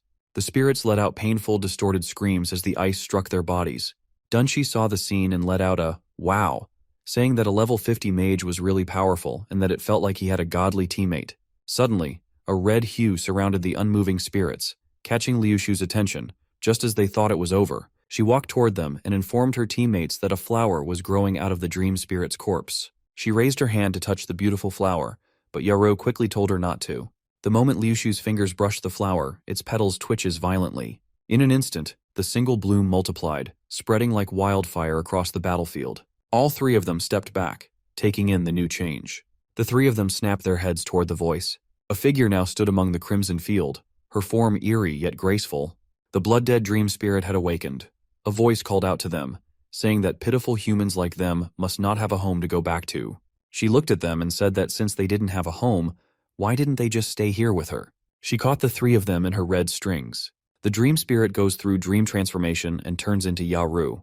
Liushi looks at the scene as she asks in horror why the dream spirit looks like their Miss Mage. Dunshi relaxes her, informing her that this is the blood-red dream spirit's strongest skill, where they transform into the highest level player on the enemy side to copy their equipment and skills. The 3 of them sat around the crimson field as Liushi begged Yaru to save her. Yaru looks around herself and realizes something. She then takes out a purple glowing stone. She starts speaking mostly to herself that these flowers live in the shade, as she throws the stone on one of the flowers. The flower upon its touch withers in an instant. She screams in realization that these flowers are scared of the light, and they can use light to deal with them. Upon hearing that, Liushi uses her exclusive skill and activates Sun's Blessing as the bright yellow energy surrounds them, healing their injuries as well. As they were getting up, arrows came shooting towards them out of nowhere. Yaru grabs Liushi and jumps to the opposite side as the arrows pierce through the dream spirit, who quickly changes back to her original state. A lot of people come running towards the area and start claiming ownership of the blood-red dream spirit. Yaru looks at them and thinks that the light must have attracted all the surrounding players, and they all must be after the reward from the blood-red dream spirit. Liushi, filled with anger, raises her voice, saying that they were the ones who found it, so they must have her. Yaru stops her and whispers, telling her to calm down. She instructs her that they will wait here to observe the situation and let them wear down the blood-red dream spirit first. All of a sudden, some people come making their way and introduce themselves as the Blood Sect. They surround the blood-red dream spirit and announce that everybody should get lost because this dream spirit belongs to the Blood Sect. Then they start attacking the other players who even try to go near the spirit. Dunshi explains to them that they're from the Blood Sect, the most notorious sect in Frostpeak City. He told them that he had seen them bullying ordinary players once, and they abuse their power to steal and kill others without batting an eye. Yaru quickly steals a glance and realizes that they are the ones who appeared at the auction, and it would be troublesome if they recognize her. She tugs on her hood to cover her face more as she tells her teammates to move before they catch them. As they try to discreetly leave, Wuhan, their leader, calls them out and throws his axe to stop them. The hood moves away from her face as Wuhan says loudly that he was right. She is the one who stood beside Zhang Yi in the auction, and he demands to know where he is now. Yaru shifts her eyes as she mutters that she doesn't know what he's talking about. Soon, the whole sect surrounds them as Wuhan accuses her of lying to him. He says that he didn't go to the city to take revenge, but she came all the way up here to deliver his revenge to him. Dunshi comes in front of her, shielding her as he says that there must be a misunderstanding because she is traveling with them, and if they want the blood-red dream spirit, then they wouldn't bother them anymore. Wuhan, without listening, kicks Dunshi in the guts, sending him reeling on the floor without any mercy as he says that he wouldn't leave without his revenge. Liushi holds him as she replies that they just came here to do a dungeon run, and now the blood sect is doing too much. Wooen only scoffs at her as he gets to his feet and says that if she wants to leave so badly, she can go to hell, and he runs towards them to attack. Yarao quickly uses divine talent of undead summoners as two spirits appear and block his attack. The remaining players get scared as they start running towards the exit, saying that the blood sect is going too far when the lady didn't even provoke them. Yarao fights with him as he mocks her, saying that her partner is so heartless, letting her come here alone into grave danger. She attacks him using Fireball, but he dodges it and quickly attacks Yaru. She tries to run as he yells that he gave her an easy way out, but she rejected it, and now she shouldn't blame him for being vicious. People start running out of the Dream Spirit Manor. Zhang Yi stops someone from the crowd and asks what happened inside as he tells them that the blood sect killed a few players just to snatch a blood-red spirit, and that they also caught a girl. Zhang Yi stops and thinks if it's Yaru. Yarao struggles to breathe as Woohen strangles her. He says out loud that he will give her one more chance and orders her to call Zhang Yi over. Some other people from the blood sect look at her as they talk among themselves, saying it's a pity for such a young girl to sacrifice herself for her boyfriend like that. Another one replies that Zhang Yi is probably a coward and must be trembling in fear now. He must be scared to come out after seeing their numbers. Just then, a slash comes out of nowhere, ending their lives in a second.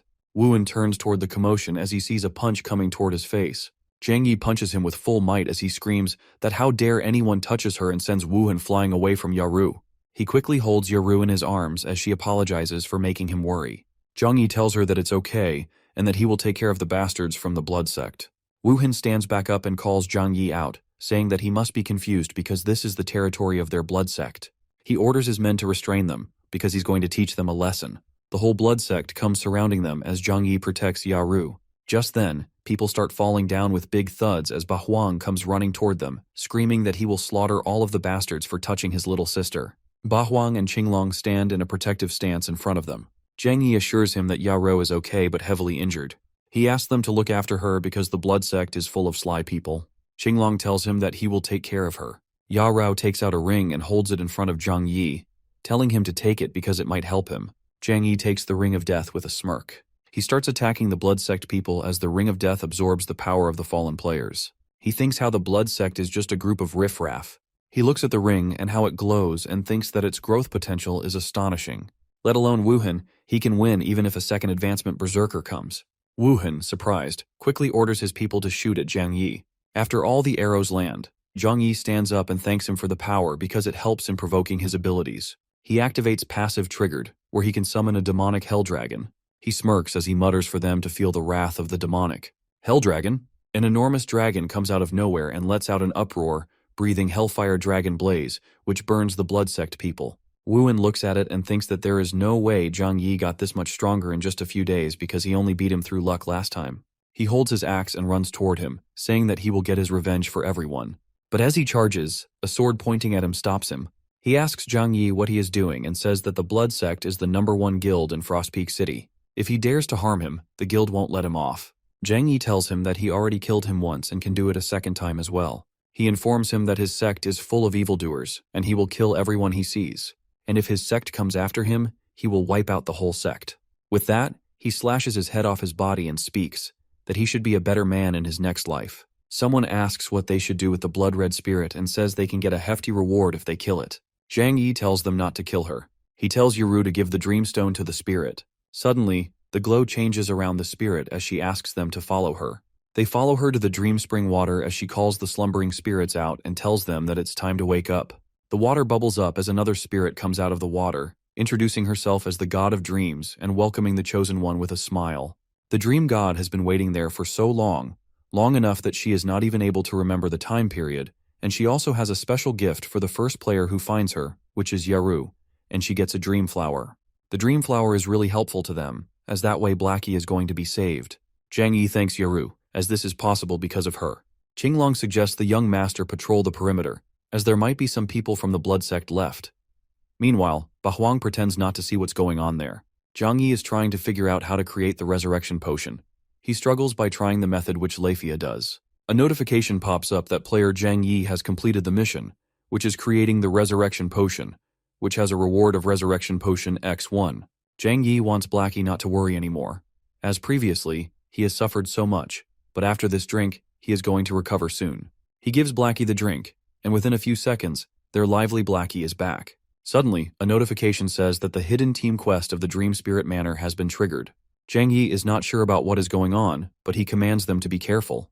The Dream God let them know that 1,000 years ago, the Ghost Clan attacked the world of Apocalypse, but at that time, Dream Spirit Manor was the only land which was not invaded, and in order to fight back against those Ghost Clan, 10 ghosts fought to the death, and they managed to seal the Ghost Clan king together, and everything they have done only delays their inevitable ends. And after the battle ends, the other 9 gods vanished. But the Dream God went into deep sleep at that time, and whatever they see is an illusion created before she fell asleep, and she is waiting for the Chosen One to appear. She commands them to find and awaken her.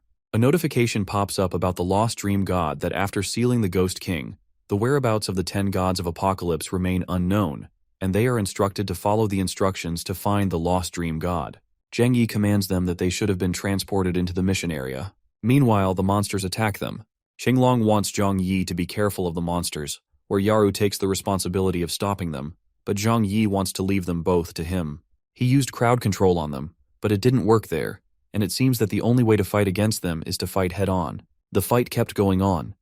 Qinglong is trying to figure out where these monsters came from, as he has made sure the surroundings are safe from where they are going to pass. But according to Zhang Yi, the appearance of the monsters shows that they are from the Ghost Clan warriors from the Dream God's illusion. Yaru thinks that as the Ghost Clan is suppressed, then what is the purpose of them coming there? There are some butterflies which seem to have appeared out of thin air. By seeing all this, Zhang Yi thinks that maybe they are not in the Dream Spirit Manor, but transported into the Dream God's dream. Yaru seems shocked by hearing this, but Zhang Yi confesses to her that dreams don't have to follow the basic rules of that game, so according to that, the suppressed Ghost Clan warriors can appear out of thin air, and even the butterflies can self-replicate.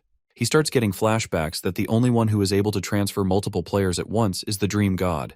That is why she wants them to find and wake her. Yaru gets tense as they can only leave that space after making the Dream God.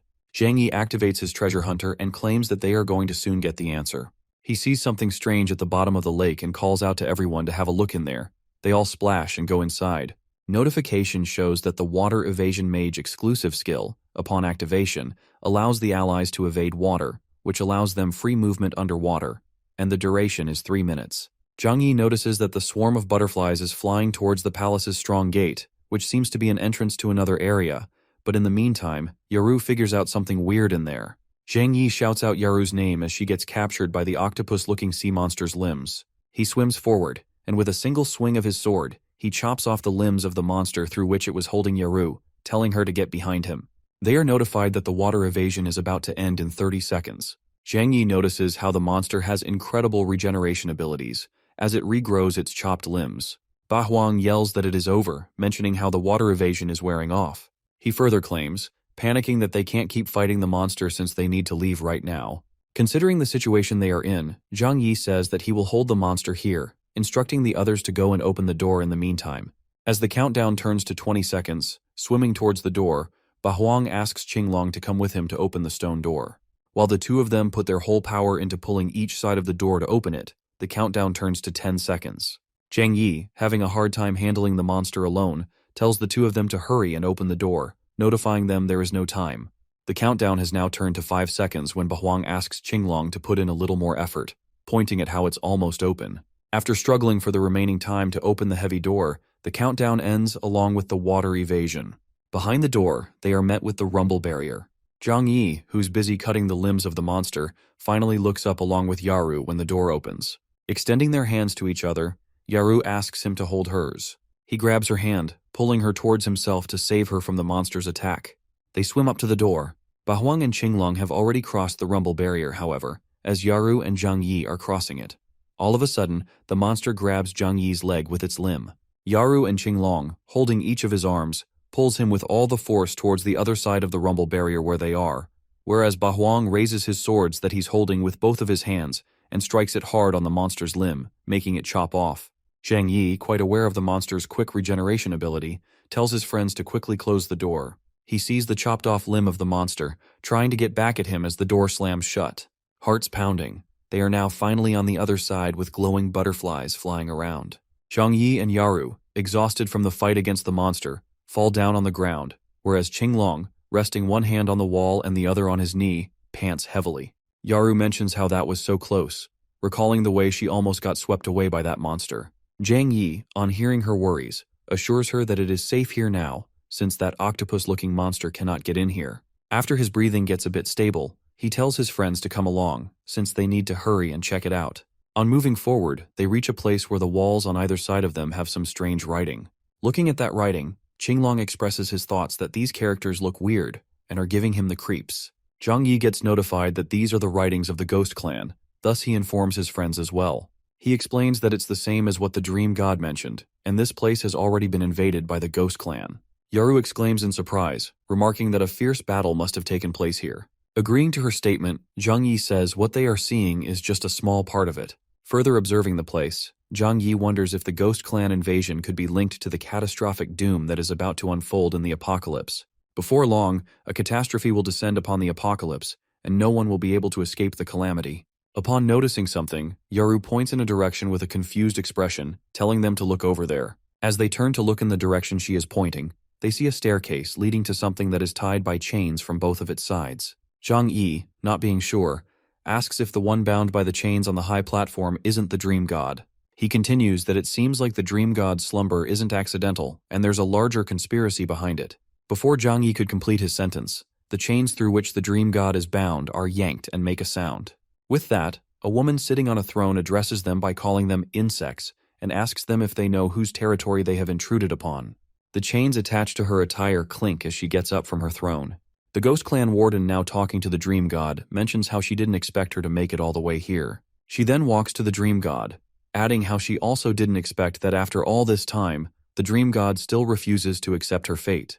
The Ghost Clan warden suddenly grabs, between her finger and thumb, one of the glowing butterflies that were flying around, asking the Dream God if she brought Zhang Yi and his friends here. She then mockingly asks her with a smirk if she knows that she has just doomed these youngsters. After saying that she really wants her to see for herself how they die for her, an explosion occurs, throwing the warrior of the Ghost Clan away and scattering them on the ground around Zhang Yi and his friends. Yaru yells at the Ghost Clan warden in confusion, asking her who she is, and demands she let go of the Dream God. The Ghost Clan warden scoffs at Yaru's demand while repeating it in a mocking way, wishing to see if Yaru has the ability to make her let the Dream God go. After threatening them by telling them to not even think about leaving since they have stepped into her domain, she throws her chains to wrap around a large rock above their heads. Pulling it down, the Ghost Clan warden throws it towards Zhang Yi and others. Zhang Yi claims that there are a lot of Ghost Clan warrior corpses here and tells Yaru to activate Undead Summoner. After they activate the Undead Summoner talent, Yaru is met with the Dream God and holds her hands. The Dream God asks Yaru her name for confirmation, telling her that she is very lucky since a power far greater than she can imagine lies within her. The Dream God advises her to remember to always hold firm to her beliefs. This exchange between the two shocks the Ghost Clan warden, making her eyes bulge out of their sockets. Yaru, with the help of the Dream God, summons the dead warriors of the Ghost Clan back to life and makes them block the large rock that the Ghost Clan warden had thrown towards them. The Ghost Clan warden gets back to herself and swings her chains, making a lot of those rocks break and scatter around while she angrily yells that the same trick will not work since even the person behind her could not defeat her. Looking at the Ghost Clan warden boasting about herself with confidence makes Bahuang annoyed, and he also steps forward, asking the Ghost Clan warden about where her confidence is coming from. Ready to attack with his blade, Buhuang asks the Ghost Clan warden mockingly about adding him as well into the equation. Qinglong, equally annoyed, also steps in, activating his golden elegy. He says that he will help too. The Ghost Clan warden angrily warns them that they are courting death as she throws her soul-binding chains at the two of them who are attacking her in their own ways. The chains grab both arms of them both, making Buhuang confusedly wonder what this thing is. The Ghost Clan warden, glaring at them while menacingly laughing, tells them to come on and become her puppets, since anyone bound by her soul-binding chains will have to submit to her. Buhuang and Qinglong's pupils turn bright red due to being under the soul-binding magic, making them wonder how this could be possible. However, before Buhuang could even complete his question in his head, his expression turned dangerous as he was now turned into the Ghost Clan warden's puppet. She then makes him attack Zhang Yi and Yaru, laughing at them while mentioning how much she loves watching teammates turn on each other. As soon as she yells, announcing the show to begin, Buhuang jumps in the air while swinging his blade towards Yaru. Yaru gets confused and can't believe her eyes. Thus, she tries reminding him that it's her, little Ru, and asks him what is wrong with him. In order to protect her, before Buhuang's blade could reach Yaru, Zhang Yi quickly stepped in and stopped Bu Huang's blade with his own sword, yelling at him to wake up. As Bu Huang keeps swinging his blade to kill Yi Jian off, Yi Jian also does not give up and lets him succeed. Rather, he competes diligently against him by defending himself with his sword. Yi Jian makes sure he is fixated on just defending in case he hurts his friend, who is currently under that Ghost Clan Warden's magic. The Ghost Clan Warden, while controlling Ba Huang, mentions that he has become her puppet and is obeying only her commands. Yi Jian, who is still defending himself along with protecting Yaru, gets screeched far back when his magic gets reflected by Ba Huang's magic as he tells Yi Jian to get lost. Barely able to maintain his balance, Yi Jian coughs due to getting choked on air by the sudden attack.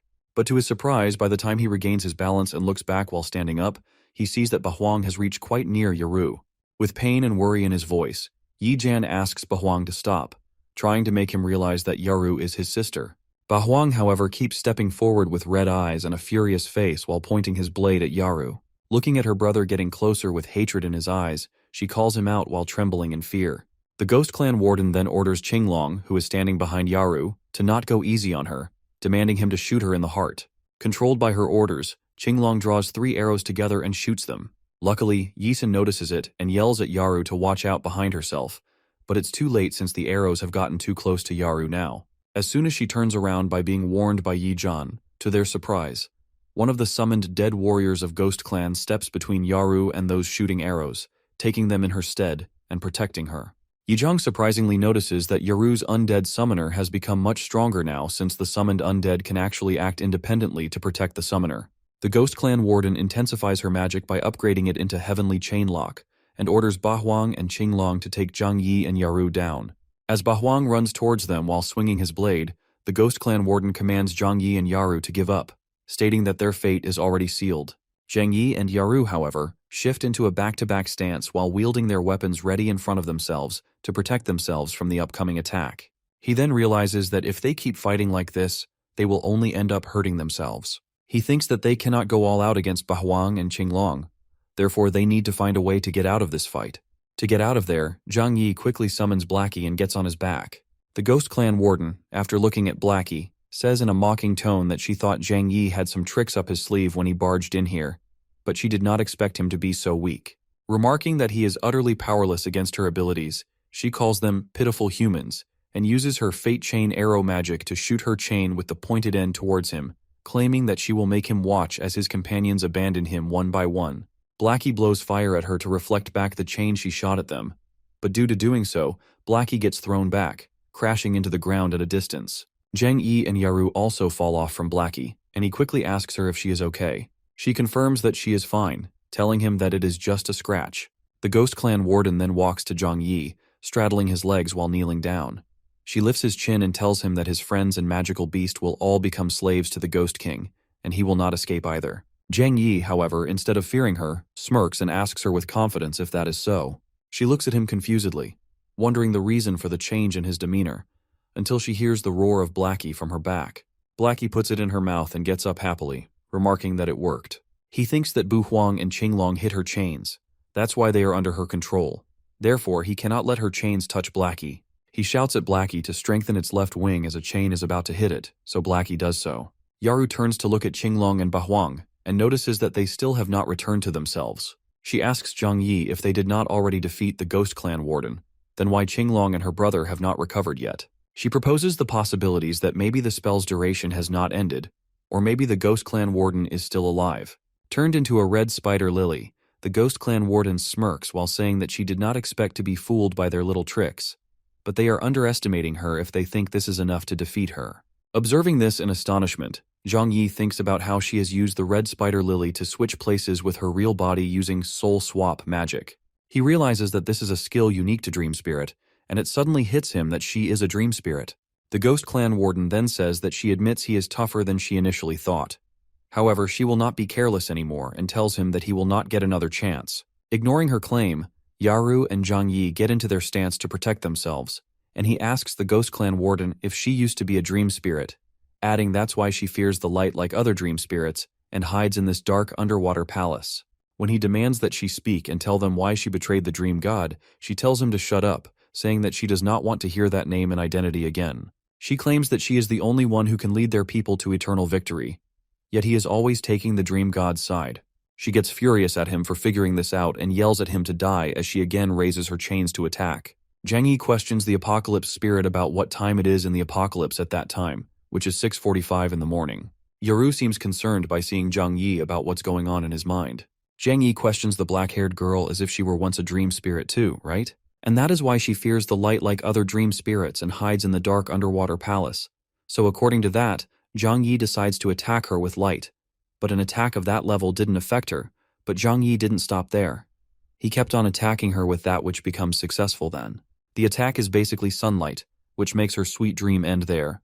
But at that moment, Zhang Yi faces a severe headache. The black-haired girl couldn't recognize them both and questioned their identity.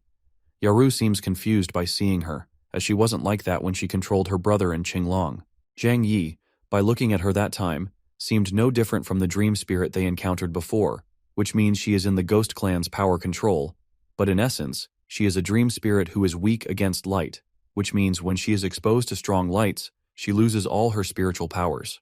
Dream God awakened her dream spirit and went to her children and felt sorry for them, as she had lost due to the Ghost Clan's king manipulation, and thanked them for saving her. She also claims that 100 years ago, after the Ghost Clan's king was sealed, all the remaining evil spirits manipulated his people, and she was in a deep sleep due to the exhaustion of her spiritual powers. She also saw a dream in which she saw the forces of the Ghost Clan rising to power and taking control again, even though she couldn't tell if that was just a dream or a divine message. But she was unable to stand and watch the apocalypse fall into chaos again.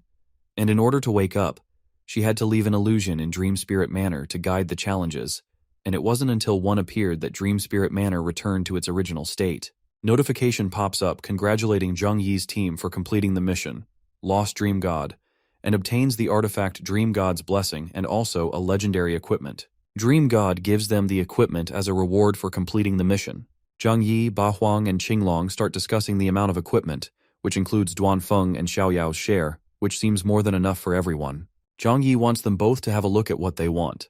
Qinglong wants the Dream God's bracer, and Ba Huang seems attracted to the Dream God's armor. Dream God calls out to Yaru and hands over something to her. The notification shows that the item is Dream God's Blessing, artifact, which has a level requirement of 50. The type is staff. The character's attributes are 20%, and an additional attached skill is that all members of the team receive a 20% attribute boost. Yaru seems confused and questions Dream God if that is for her. Dream God says to her that Yaru's talent card is originally formed from Dream God's powers, which is the purest God power, and she feels that Yaru is essentially another version of her. That is why she decides to give that to her. Zhang Yi also thinks that Yaru's undead summoner talent is similar to Dream God's summoning skills. That is why the God-level talent cards actually gather the power of various deities in the apocalypse. Dream God sent Yaru back, as she had spent enough time with her. She also has one request for her and for the apocalypse, which is to quickly find the remaining 9 deities, and if calamity truly descends, she wants Yaru to believe that whatever Dream God herself can do for the apocalypse, she can also do that. At the Dream Spirit Manor, Qinglong finds that place completely different from before. According to Zhang Yi, maybe that is how the Dream Spirit Manor originally looked, as it was like that before because of the Ghost Clan's influence. Suddenly, Lishu starts coughing. Yaru wants to know what has happened to her. The Blood Sect team arrives, and one of their members points out to Zhang Yi's team that they are the ones who killed young Master Shui, and the Blood Sect team's master commands them to capture them all. Zhang Yi felt that the Blood Sect team came to take revenge for Wuhan Shui. Yaru shouts at them, mentioning that they are the evil ones there. Yaru takes out her Dream God's Blessing. Blood Sect team members try to figure out if it is really the Dream God's artifact in Yaru's hand, as if they have found the Dream God, but they won't believe as they find Yaru a little girl, as their Blood Sect has been searching for the Dream God for years and haven't found anything yet. So they think she must be holding a fake artifact to fool them. Their master commands them to attack them. As the attack starts, all the Zhang Yi's team members get a 20% attribute boost. All of the Blood Team Sect members are defeated, but only 3 of them are left. They still try to figure out if she has actually acquired the Dream God's artifact. One of the Blood Sect team's members questions his Elder One about what they should do as all the guys are defeated. Their master, by seeing them lose all hope, punches them, as he won't believe Blood Sects have raised 2 spineless cowards like them. He commands an ambush to come out. Zhang Yi wants everyone on his team to be careful of that. The elder member of the Blood Sect team threatens them that as they have slaughtered many of his team members, how can he not take revenge in order to save their dignity? and only their group is going to walk out of there alive. He activates the blood sacrifice grand formation and asks Zhang Yi's team to prepare for dying. Zhang Yi tries to figure out what kind of skill that is, which seems like a formation skill that requires multiple people to activate, so they need to be really careful. Zhang Yi wants Ba Huang to stay there, as he is going to the front to have a look to see if there is a way out, while Ba Huang is going to check on the other side. Yaru wants them both to come back if it doesn't work out. Zhang Yi went on the front side. There he felt the boundary of the blood sacrifice blood formation, and he tried to break that. The Elder Master came there and threatened Zhang Yi that he wouldn't be able to escape from there, as those who are trapped in the blood sacrifice grand formation cannot leave. Zhang Yi and Ba Huang, after several tries, came back, as they both are not able to break the formation barrier. The Elder Master of the Blood Sect team strengthens the blood sacrifice formation, and all the members of Zhang Yi's team are surrounded by the vengeful spirits. Zhang Yi again tries to kill them. The Master calls him out and tells him not to waste his energy, as the number of vengeful spirits in that formation is only going to keep increasing, and he won't be able to kill them all. And to Zhang Yi, it seems that the power of blood sacrifice grand formation lies in draining the opponent's vitality and energy through the endless stream of vengeful spirits, and in the end, the opponent is slowly going to death. A vengeful spirit in an instant grabs Zhang Yi's body, whispers sweet temptation into his ear. She claims that he won't be able to escape her grasp. She tells him she felt lonely and asks why he wouldn't stay with her. Zhang Yi struggles to break free from her control. He clarifies about not wanting to be involved with vengeful spirits. Deep down he knows these spirits are very troublesome. Ba Huang worries. They don't know what to do. The number of vengeful spirits are increasing. If this continues, they won't last longer, so they need to find a way to destroy this formation. Ba Huang suspects those 4 stone tablets must be the key to the formation. Only by destroying those tablets can they escape from this formation. Not having any other choice, he gathers spiritual power into his sword. The furious, resentful spirits open their mouths wide and keep screaming. Ba Huang thinks while fighting. Earlier they spread out their attacks on the barrier, so if they concentrate their attacks on one point, they might be able to break through. Therefore he commands Qinglong and Yatu to focus their power on attacking the stone tablet. Meanwhile, he decides to go and save Zhang Yi. At the Dream Spirit Manor, Diewu is walking on the street, upset as she thought she could make a quick buck with the blood-red Dream Spirit, but someone already stole it first. Suddenly, she discovers a large disturbance ahead, which startled her thoughts. What is going on? Didn't they say the mission involving the blood-red Dream Spirit has ended? Why is there such a big commotion? Without wasting any time, she immediately charges forward to check. She is puzzled. Her mind races with many questions. Why are there so many bodies of Bloodseeker members scattered around here? There are the same elders of the Blood Sect, and they are performing the Blood Sacrifice Grand Formation. The last time the Blood Sect used the Blood Sacrifice Grand Formation was when they attacked Frost Peak City and slaughtered the Beast Tribe leader. Now, are they targeting the Dream Spirity Manor? All of this is so confusing for her, so she continues observing, but to her surprise, she discovers Zhang Yi there. She doesn't understand how he got captured by the Blood Sect, though she realizes he actually broke through the Blood Sect's Grand Formation. Thus, if she can team up with Zhang Yi, they could wipe out the Blood Sect and go. The formation is sustained by the blood QI of these old men. If one of them falls, the formation will definitely be affected. Once it is destroyed, they will all suffer backlash. Thinking about all of this without hesitating, she immediately stomps and jumps up. At this moment, Diewu flips in midair, targeting the chest of one of the elders. She strikes slashes and he is sent back to Mother Earth. Moving forward, she activated the stealth skill to leave, hoping that Zhang Yi can handle the rest as she has already broken the formation. Inside the Blood Sacrifice Grand Formation, the vengeful spirit controlling Zhang Yi is confused. It is suffering backlash as the formation broke. Even Zhang Yi can sense its power suddenly weakened. Using his full force, he throws her out of his grip, far away. She screams in helplessness. At the same time, Ba Huang appears, confirming if Zhang Yi is okay, but Zhang Yo assures him he is even the formation is broken, so it is their turn to fight back. Seeing the formation destabilizing, tension grows thicker in the surrounding. The Grand Formation is about to collapse. If they don't get out of here quickly, they will be trapped here forever. Hearing this, Yaru and Qinglong carry Liu Shu and move towards Zhang Yi and Ba Huang. They need to quickly jump over and leave, without wasting any time. When they jumped over, Qinglong saw everyone being cared for, only he was alone, so gets jealous. Meanwhile, Zhen Yunxue grits his teeth in anger, claiming, "Today no one will leave this formation alive." Just then, he summons a large hand, shooting demoning energy. A huge explosion occurs with smoke, covering the whole surrounding because of that energy stream. Zhen Yunxue arrogantly claims, even if the Blood Sect dies, he will take all of them to grave with him. After a few minutes, the smoke gradually clears. Zhang Yi's team becomes visible. They were slightly injured because of the demonic energy. This makes Zhen Yunsha more angry as he wanted them dead. Zhang Yi is firm about the fact that they won't be dying this easily. Suddenly Diewu appears, activating the illusory chain dance skill and alerting them to grab the rope. Hearing the command, Zhang Yi immediately grabs the rope tightly while promising Huyet Chan Van, the blood sect has committed all sorts of evil. Today, they will put an end to his villainy. The elder man can't help but freeze at his place due to the backlash from the blood sacrifice grand formation. Just then, he grabs his sword and charges straight at the old man, and the system announces player Zhen Yun Shui, the blood band sect grand elder. Before the blood sacrifice formation explodes, they all are safely rescued just in time by Diewu. Zhang Wei expresses her gratitude since they couldn't have finished off the blood sect without her. But it was not a big deal for her as the blood sect was even her enemy, and she also wanted to repay him for his help in Dawn City. She then takes out 5 bottles of HP potions and hands them to them to cure their wounds. These are the best HP potions from Frost Peak City, and many players are scrambling to get them. She also apologizes to Yaru for the ring incident earlier. While everyone else uses their health potions, Zhang Yi starts thinking about many things. He wonders why Diewu suddenly returned to Frost Peak. He knows that the blood sect is hunting her, so her sudden return doesn't make sense to him. Unable to hold back his curiosity, he decides to ask her directly. She reveals, the most dangerous place is the safest place.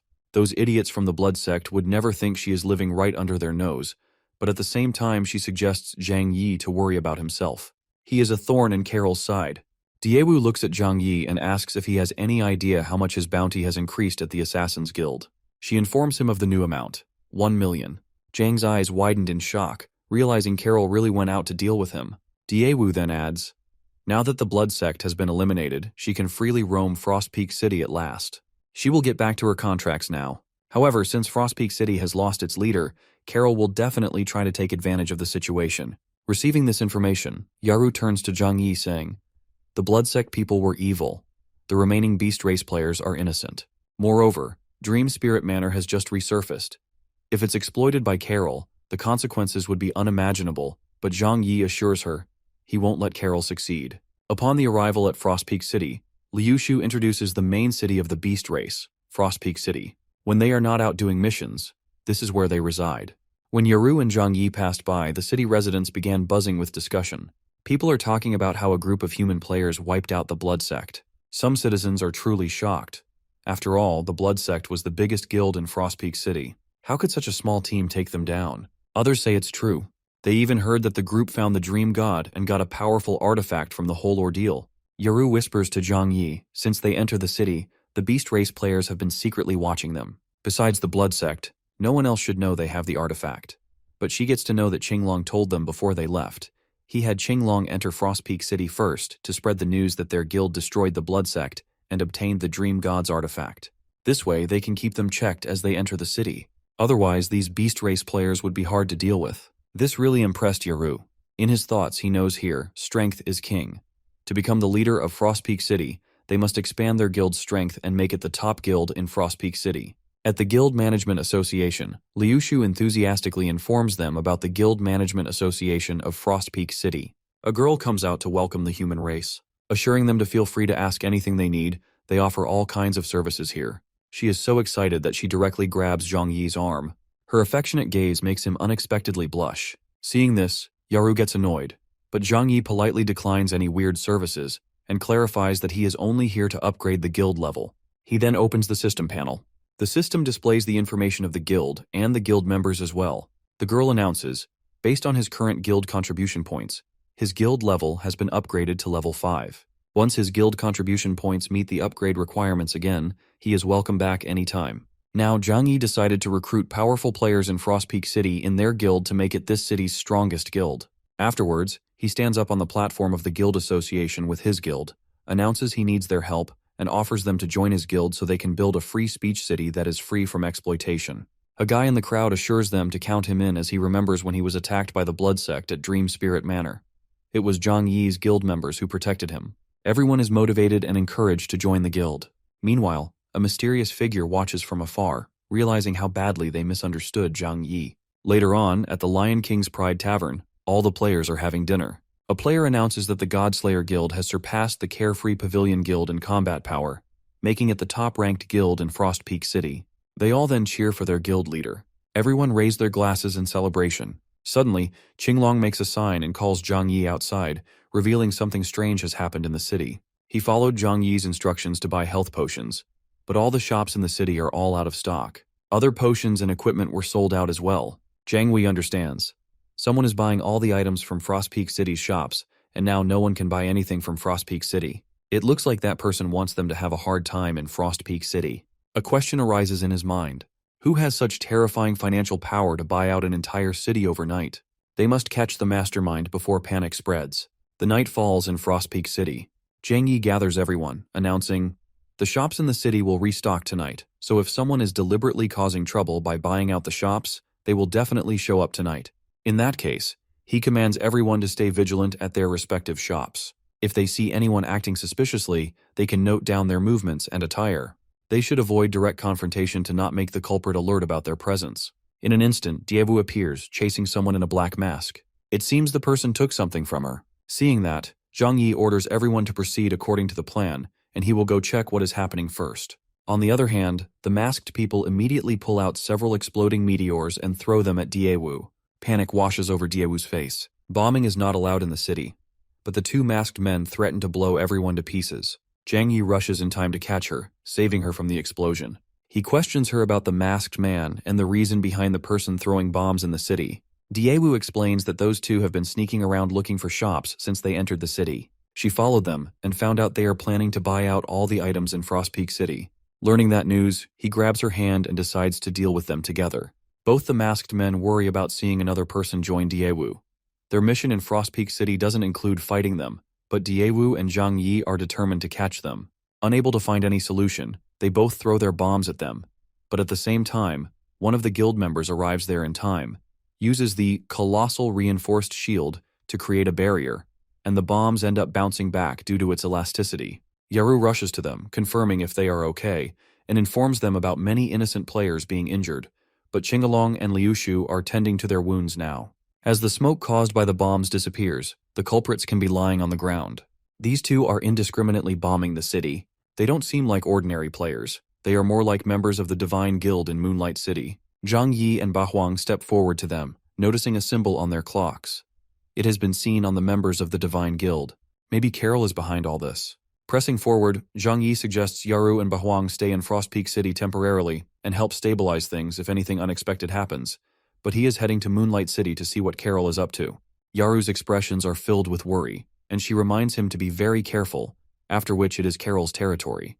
But Diewu interrupts them, announcing she is going too, as she has worked with Carol before. At the Moonlight City, Zhang Yi and Diewu wear the same masks and cloaks of the culprits with the symbol and pretend to be the people of Carol, lying to the guards that the guild leader assigned a mission to them.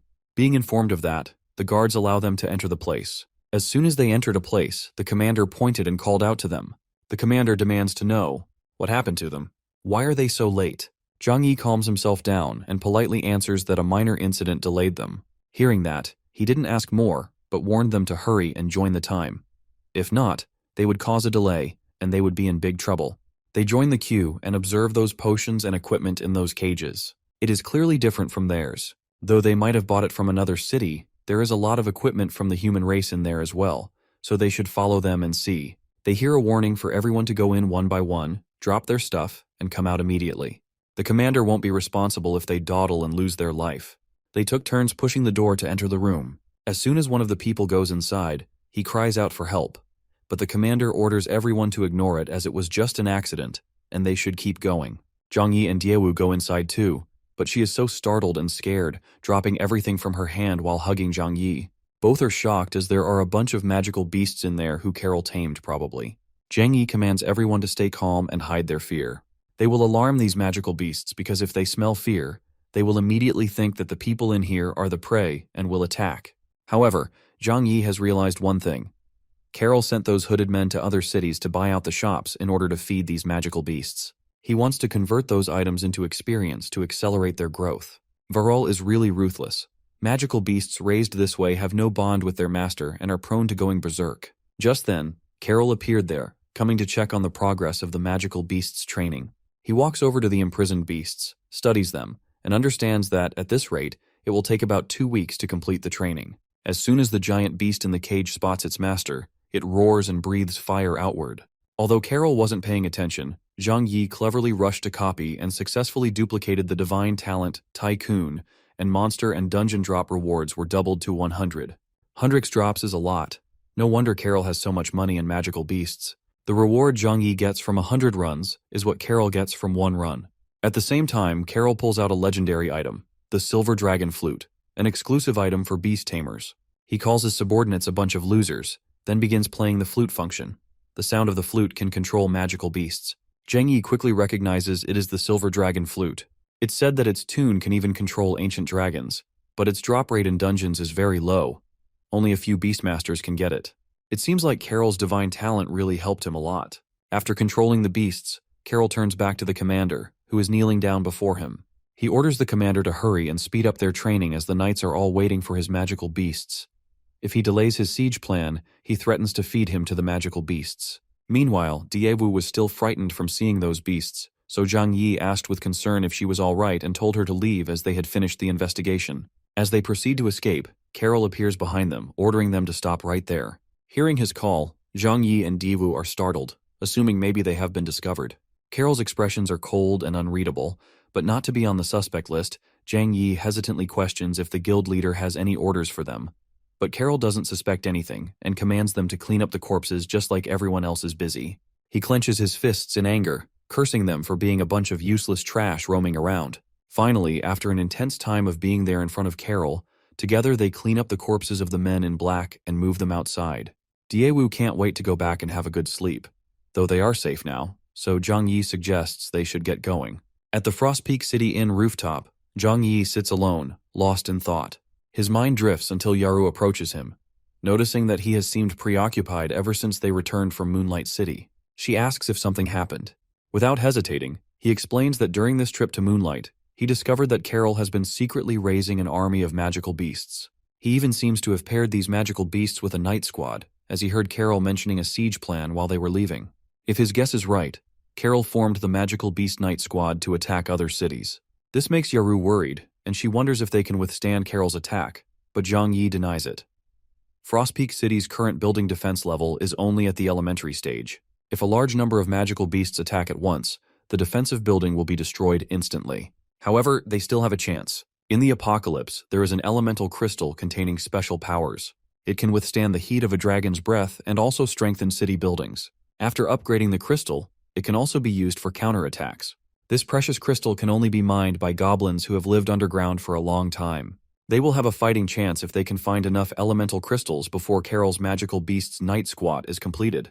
He turns to Yaru, requesting a favor. He is going to find elemental crystals. Frost Peak City needs her protection and management.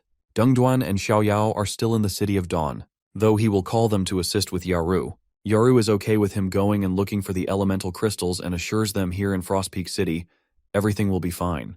At the edge of the forest, while exploring, Zhang Yi thinks about goblins. Usually they live in the outskirts, far from the cities. They are active around this forest, so he should be able to find traces of them. As soon as he moves forward, he spots a giant's footprint on the ground, but giants shouldn't be active in this area. There must be a reason why one suddenly appeared here. Giants and goblins are two races that have been fighting for centuries. The giant race exploits its physical superiority to enslave the goblins, while the goblin race relies on its agility and diverse inventions to resist giants, so the sudden appearance of a giant might be related to goblins. Suddenly a loud voice startled him. A giant is sitting in front of a tree, shouting into it.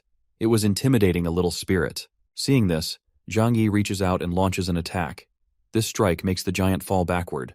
He can't stand bullies like him who pick on the weak just because they are big.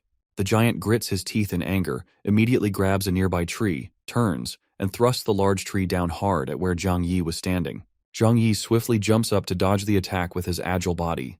The giant's strength lies in their overwhelming power due to their massive size, but their weakness is also very obvious, and that is their lack of agility. Because of the tree, the smoke makes Zhang Yi's appearance not that visible to the giant. Taking this as an opportunity, Zhang Yi swings his sharp sword, striking and finishing off the giant. The system immediately informs that Zhang Yi's level has increased to 60. Zhang Yi is impressed by this divine talent he copied from Carol. With this talent, not only does his leveling speed increase significantly, but even defeating a regular monster gives him tons of gold. Sudden movement caught Zhang Yi's attention. It is the Little Earth Spirit. Zhang Yi goes to her, extends his hand, and assures her it is safe so she can come out. The little spirit hesitates a bit, but when Zhang Yi gives her a warm smile, the little spirit reaches out to him.